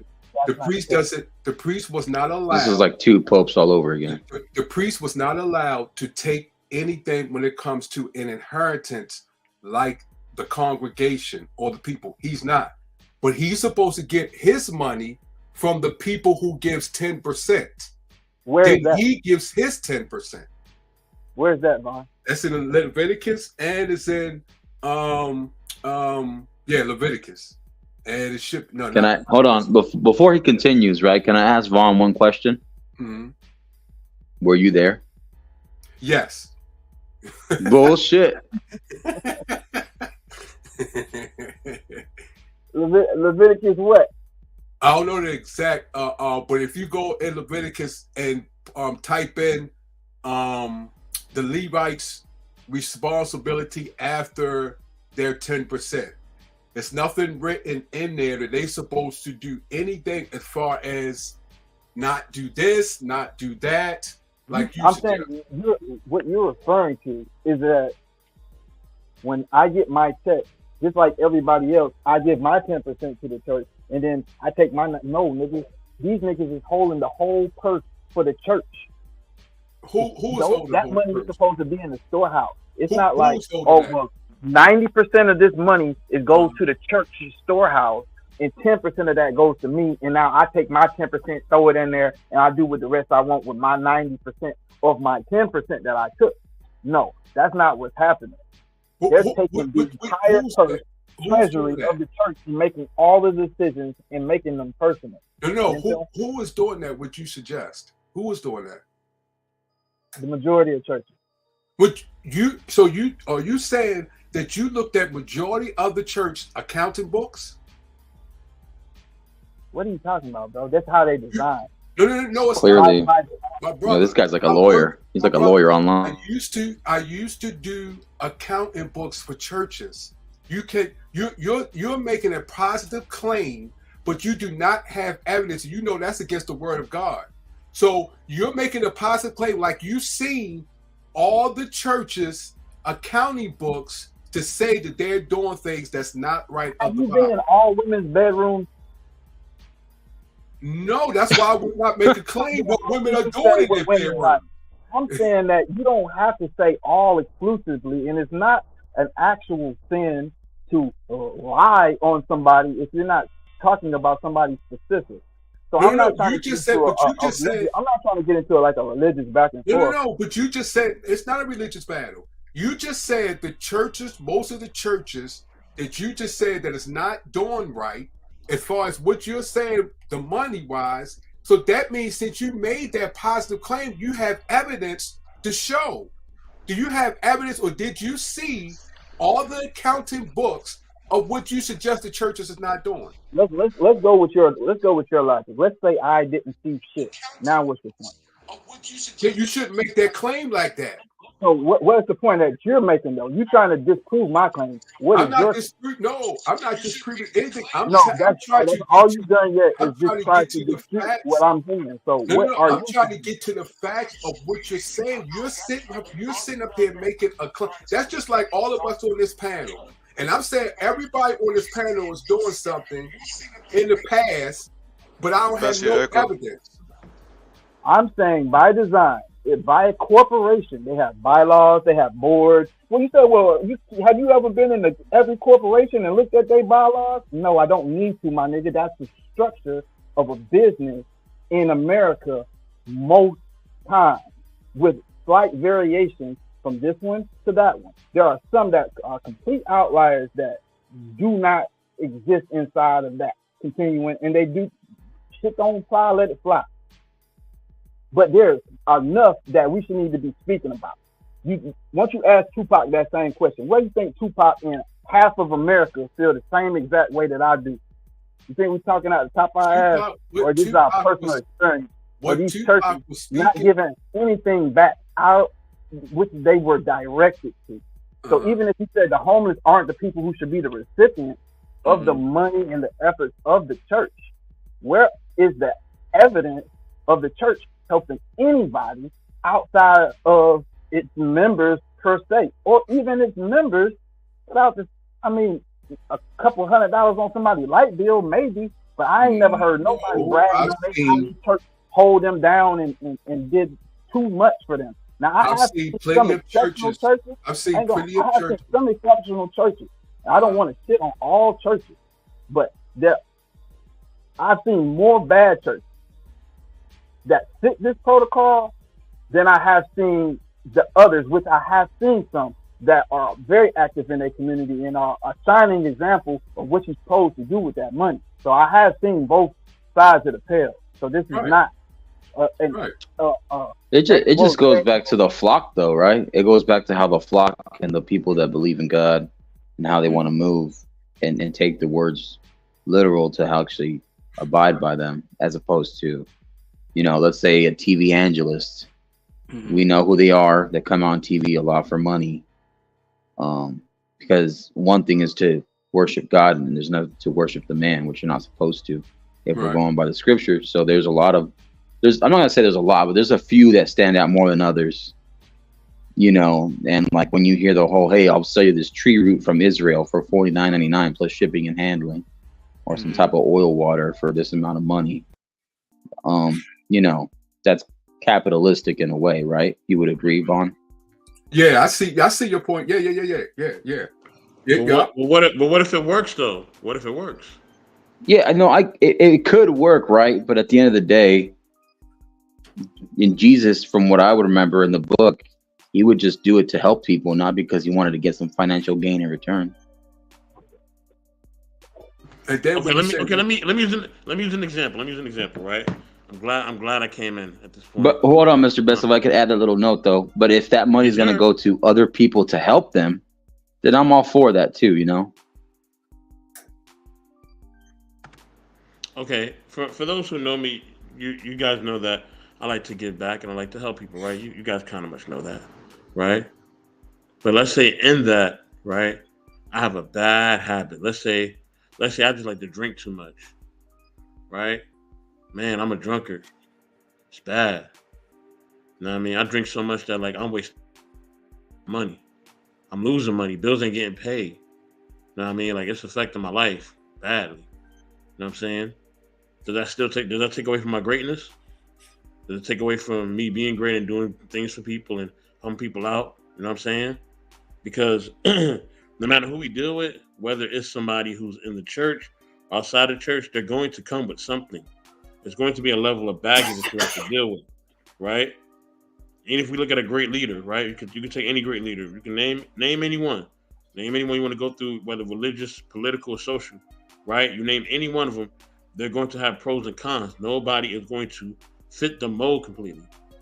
Unless it's Miss Polly, because Miss Polly's perfect, and I'm only messing with her. But no. It's only a joke, Miss Polly. But no. Damn, way to humble her. I know, right? No, but the thing is that we all know that everybody's gonna come with their own something. So these churches may be actually helping certain people, right? Like I know, like there's a church movement I know advocates for some really bad stuff. Things involving children, things involving people getting money taken away from them, things involving all types of things that people need to be thrown in jail for right now. And guess what? I know people that I call family that go to this place. Do I completely understand why? No. I don't understand why. I cannot see why somebody would go to an organization or an establishment that is allowing these behaviors to happen, right? But they still go. They go every Sunday and every whatever other days they got, right? Because that's what helps them. That's what keeps them faithful. You know what I'm saying? Because even in that organization, there are people in there that actually, are trying to do the right thing, right? You know what I mean? They are trying to follow, the word of God. But I get what Vaughn is saying. I get what Vic is saying. Like, not everybody in there is bad, but also my thing is that if the head of the snake is off, then I don't want nothing to do with it. That's just me. But that's just my criteria on it. So, anybody can do what they want. But yeah. Vaughn, me and you can follow up. Matter of fact, that's why I built this play out like this as far as a kickback, because I don't want us to be cornered in and saying we got to cover all of this in one conversation. So when we come back next Friday, show up and we'll crank it right back up from right here, and then we'll go on with the show. You understand what I'm saying? And then I'll have the specific scriptures that you're looking for. Now, if you just want something to go with, I'm going to give you something for right now. And then what we'll do is we'll watch this last clip so we can make our final thought. And then we'll double back on this conversation. So this is Isaiah 58:7. Share your food with everyone who is hungry. Share your home with the poor and the homeless. Give clothes to those in need. Don't turn away your relatives. Proverbs 19 and 17. Whoever is generous to the poor lends to the Lord, and he will repay him for his deeds. James 1 and 27. Pure is the religion and undefiled before God. The Father is this, to the fatherless and the widows in their affliction, and to keep himself unspotted from the world. Hold on, one more. Oh, Luke 14 and 12. But when you give a feast, invite the poor, the crippled, the lame, the blind. 14, and you will be blessed, because they cannot repay you. Be blessed. This is how it's set up. This is the entire constitution of the Bible. I don't need a specific scripture. It's through the whole thing. Do you think the man that is supposed to have the law at his lips, the Levitical law, would be someone who would turn away the homeless when that is the entire constitution of the Bible? He would use his last 10% and open his doors and feed his last meal to the homeless man. You say he would feed that his last meal? Come on, man. You want to play with my words, or you want to feel my point? You said no. You said last meal. Come on, man. Feel my point, though, man. We men in here. No, I'm trying. I didn't quite hear what you said. You said no. What I'm getting at is that last sentence ain't the point to get hung up on. The whole thing that I was saying before that is the point, which is the entire Bible specifically says to take care of everybody like they you. Treat niggas like they you. How you want to be treated, that's how you supposed to treat people. Okay, so the church is not exclusive from that. Okay, and people do that. People do that. People that don't even go to church does that. I agree. Okay, so we're talking about what the church is responsible for. So the church is not just a building. It's what surrounds you. So, but it's people that who we will say doesn't know Christ as we do as a person that does go to church, but yet they do what you just suggest. You know what? I feel you on that, and I think somebody else do too.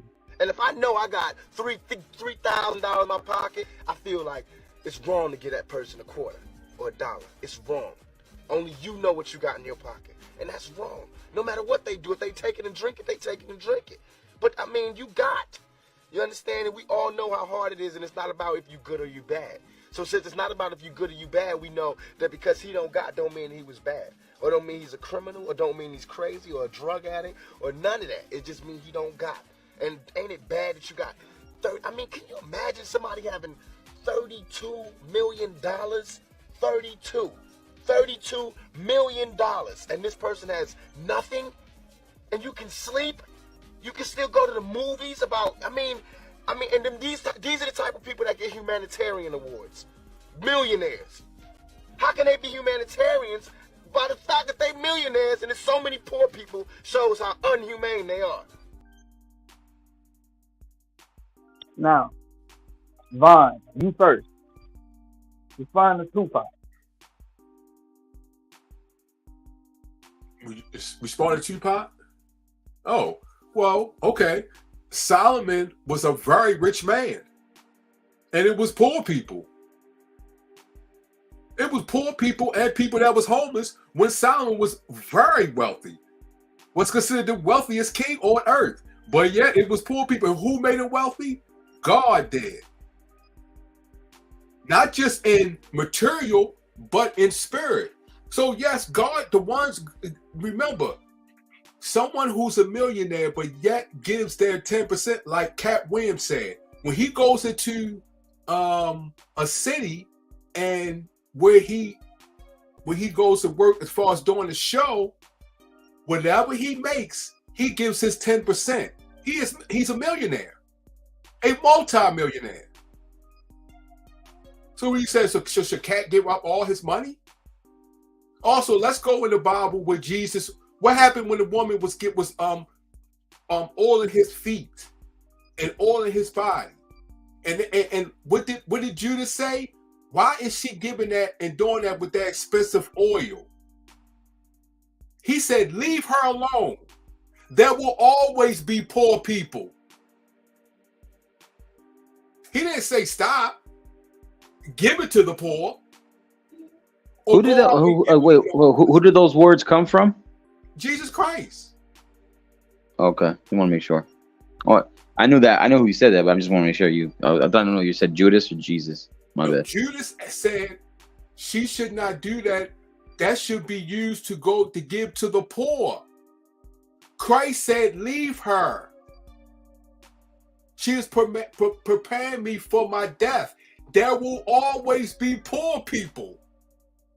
So what are you saying? Jesus Christ wrong? First of all, I'm a fact check you on that. Yeah, go ahead, pull it up. But here's the point. Yes, there will always be poor people, but there will always be godly men exalted with the intent of helping those people. So you understand the balance. God is balanced. He don't believe in a false balance. You understand what I'm saying? He's always going to put in contingencies. He's always going to create the positive to go with the negative.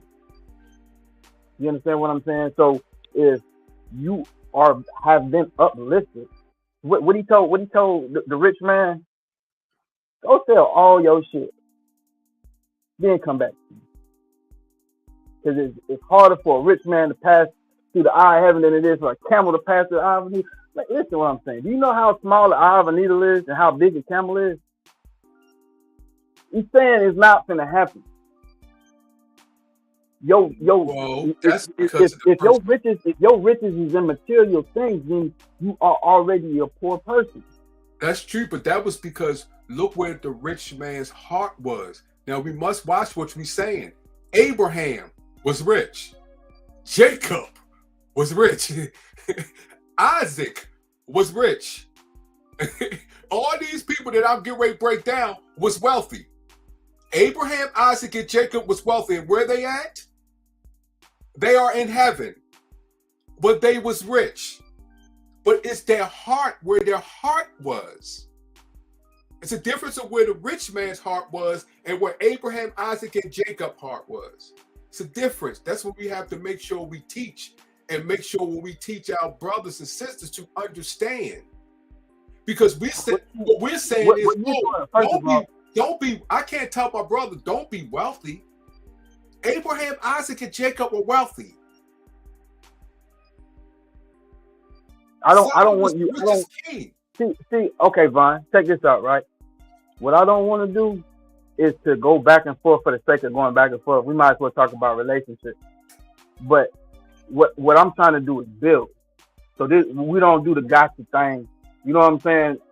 I'm not trying to gotcha. I'm listen what I'm telling you. I'm not saying that's what you're doing. I'm saying that I want to avoid that. Oh, okay. You know what I'm saying? Because that's not the energy I'm coming with. Oh, okay. So at the end of the day, what you saying is true. We don't disagree. Mm-hmm. I'm not saying that there should be Pop was rich. Right. So are you saying that somehow he is a hypocrite? No, I'm saying Pac was wealthy and Pac did give to homeless. Bob Marley was wealthy. Matter of fact, one of his songs, he gave 25% to a homeless shelter. His masters, of that master, he gave the homeless shelter 25%. So every time that song is played, this homeless shelter that he willed that masters to get paid. So yes, I'm just saying it's two different things that what we're talking about. When you bring up the rich man, I cannot deny that, but we almost must look at the rich man's heart. Or we also must take into account Abraham, Isaac, and Jacob were wealthy. You just said Pac was wealthy. Bob Marley was wealthy. But look within their heart. Look what they did. Even though they was wealthy, look what they was within their heart. And I think that's important for people to understand and recognize. That's all. You said, look what they were in their heart. Yes. So let's look at the actual work, right? Because right. a man's heart can be a lot of things, and it can change with the wind. Right. So in the Apocrypha, Abraham made sure that he had food and everything out when people came past. He made sure that was I don't want it to be like you going back. I'm telling you, like, I agree with you. That's not a point that we have to even harp on, that rich people can be philanthropists. Mm-hmm. You know what I'm saying? What Pac is saying is, how can you sleep comfortably knowing that you don't even think like that? Oh, you talk about a person that's in their heart, though, right? You said a rich person that has a heart like the rich ruler, right? That goes to bed and not thinking about other people that is homeless or is not less unfortunate, and within their heart they don't care or not doing anything about it. Is that what you're saying? Correct. Oh, okay. So I mean, I'm not sure what you're getting at, but the ultimate message that he's putting out is the same message that he's putting out as about the church. It's don't get so caught up in stacking up your coins to the point that you forget about the people around you, and now your house becomes your prison. Right. Yeah, I see get what you. I'm saying? Yeah, I got you. Yeah, I got you.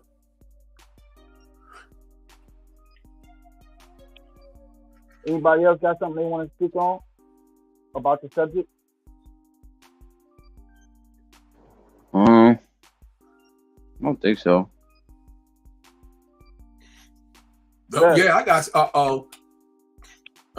I know you do, Vaughn. I know you do. Marcus, you grew up in Catholic, right? Originally, yeah, I was Catholic, and we converted to Christianity. What does the Catholic Church has in place for the homeless? Say that again. Repeat that. What did the Catholic Church have in place when it came to the homeless? I don't really remember, but we left the faith when I was a young kid. Oh, okay. You care to enlighten? Do you know? Do I know? Yeah. Well, when they first, years ago, they had soup kitchens set up. Oh, I remember. Okay, now that you brought that up, I do remember the soup kitchens being mentioned. Sure.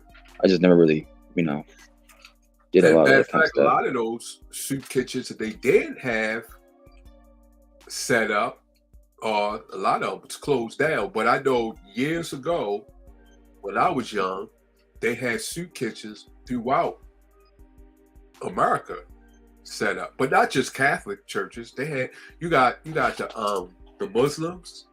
Matter of fact, let's be honest, you had the Black Panthers. You had Deacons of Defense. You had many organizations that did help the homeless, fed the homeless, and actually clothed them and had shelters set up for them to sleep in, especially when it got cold. Right. And many of them are still set up. Many of them are still set up today. But I see your point, Victor, when it comes to why they have it set up. Do they have it set up because they get money back because they are 510c3? So are they doing it to get the money back? Or are they actually doing it because it's the righteous thing to do it when it comes to following the word of God? Well, see, if they were actually doing what they were supposed to be doing, what they're called to do, and I'll bring those scriptures for you next time.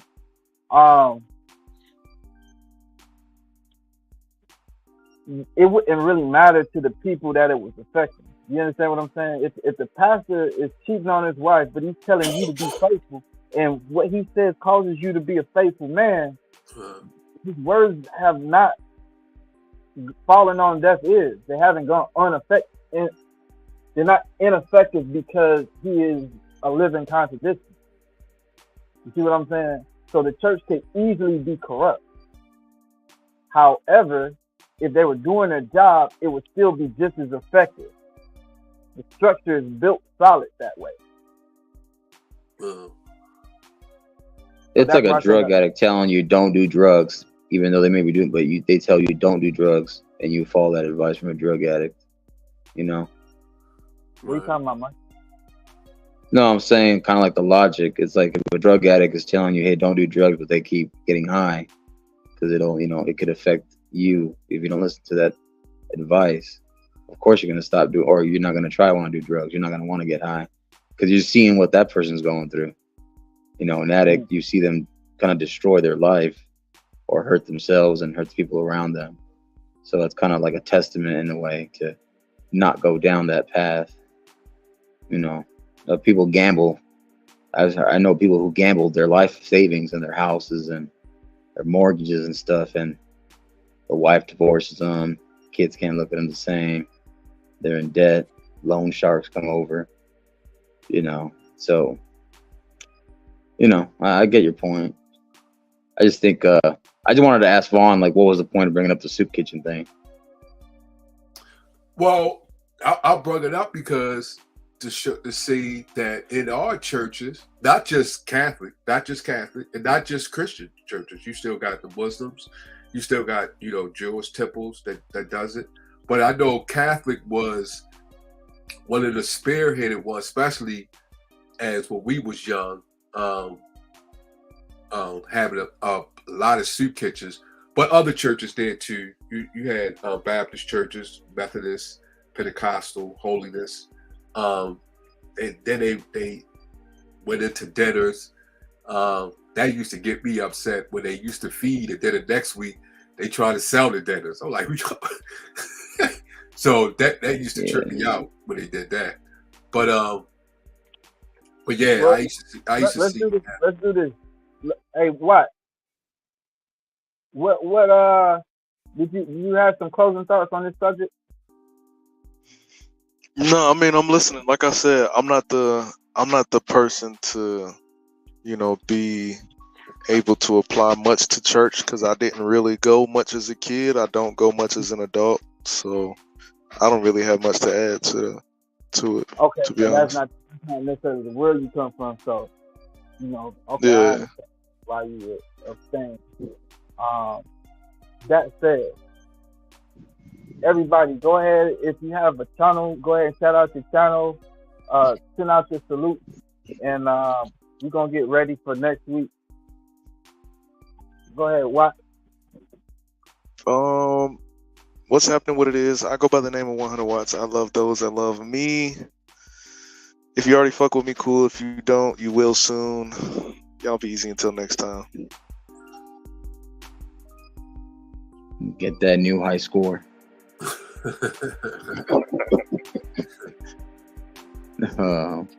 Yeah, and then what? I'll go real quick, Vic. Appreciate you having me up. It's a great conversation. Great questions, interesting questions. I like going down this, interesting topics. And I appreciate the clips too, breaking it down more. You can catch me, Jay Takashi, and Wally. We're gonna be doing a whole weekly drop media over there coming soon. I know Jay Takashi said it's going. Yeah, I know we've been on a hiatus for a while. We've just been kind of taking it slow. Vaughn, some things aren't built in a day, right? Rome was not built in a day, Vaughn. I know you want us to go fast paced like Baltimore, even though they fumbled the ball at the end zone. It is what it is. But you can't just do that right now. Listen, I'm a Ravens fan too, right? But right now I gotta just, flowers don't get no flowers right now. But listen, hold on. Easy there. I know, Vaughn. You good. You're safe. You're in a safe space. But Jay Takashi's gonna be going live tomorrow on Jay Takashi's channel. Wallyverse, Wally World. We're gonna be collabing soon. stay tuned. Other than that, just go support Vic Freeze Music, support 100 Watts, Finesse Visions. Hopefully they come back, make a comeback too. Von Erich, you know, stay being that guy that is like the lawyer, legal representation. He's like the press police, you know. He's the guy that controls all the notions whenever the conversation is going to happen. If you got someone that wants to give you pushback, hire Von Erich, because he will definitely give you that pushback. You know what I'm saying? Other than that, just appreciate you. For real. Other than that, man, just thank you for having me. Just stay tuned. Hit the like, share, notification bell, subscribe, all that. That is just disrespectful. Quentin Harris, appreciate you hanging out with us, brother. Absolutely. Thank you for having me. Yeah, it's been a Marcus coming up. I'm gonna pull you down. Go ahead, Vaughn. Oh, it's been a pleasure. Chat with y'all fellas, man. It's been good. 100 Watt, my man Marcus, Victor, you know what I'm saying? I hope I'll be blessed to be in front of y'all and talk to y'all and talk with y'all again. Thanks for sharing y'all information, y'all knowledge, and y'all wisdom. And it's been an honor. Marcus, that's disrespectful. You didn't have to bring Baltimore up. You didn't have to bring no football notion up, but you know, you did. So, but that's how the Latinos is, though. They always got. I said I'm a Ravens fan. All right, I gotta criticize my own team. Gotta be breaking that up, but I got you. But no, it's good, man. I'm glad to hear from you and see you again too, Marcus. I'm gonna be over there too with you and Takashi. It's good to see y'all and hear y'all coming back. If you're gonna start that bullshit though, I'm not gonna let you up though. I know. But no, I'm just kidding, bro. but good topic, Victor. I'm glad that you doing these spiritual topics and things like that. And I'll be praying for you, and blessed be upon you for having the courage and the strength to come up with these different topics and share these different conversations so we all can share information and unify one another and bring us out these heavy trials and tribulations and burdens that the world brings on us. So much love and respect. And shout out to Cam Newton too. Yeah, and Hunter Watt, hope to hear from you, brother, and your channel whenever. And I will be over there to support you whenever you have something going on. I've heard you in the past, and you got much wisdom, brother, and keep that up too. That's good that you share your wisdom and your information. And much love to you, my brother. No, I appreciate that. I appreciate it. Humbling. Yes, sir. Richard Sherman. I'm gonna go ahead and pull you brothers down. I'm gonna say my final words, and then we out. Appreciate y'all coming up, man. We definitely gonna do this next Friday. Y'all show up. I'll just drop your email or something in the back chat if you want to get a direct link, and we'll do it like that. I appreciate y'all. What? My God.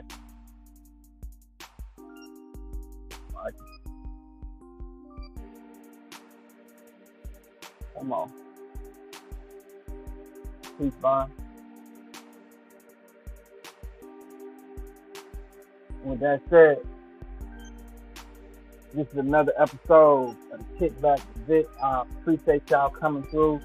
You know, the music's always free.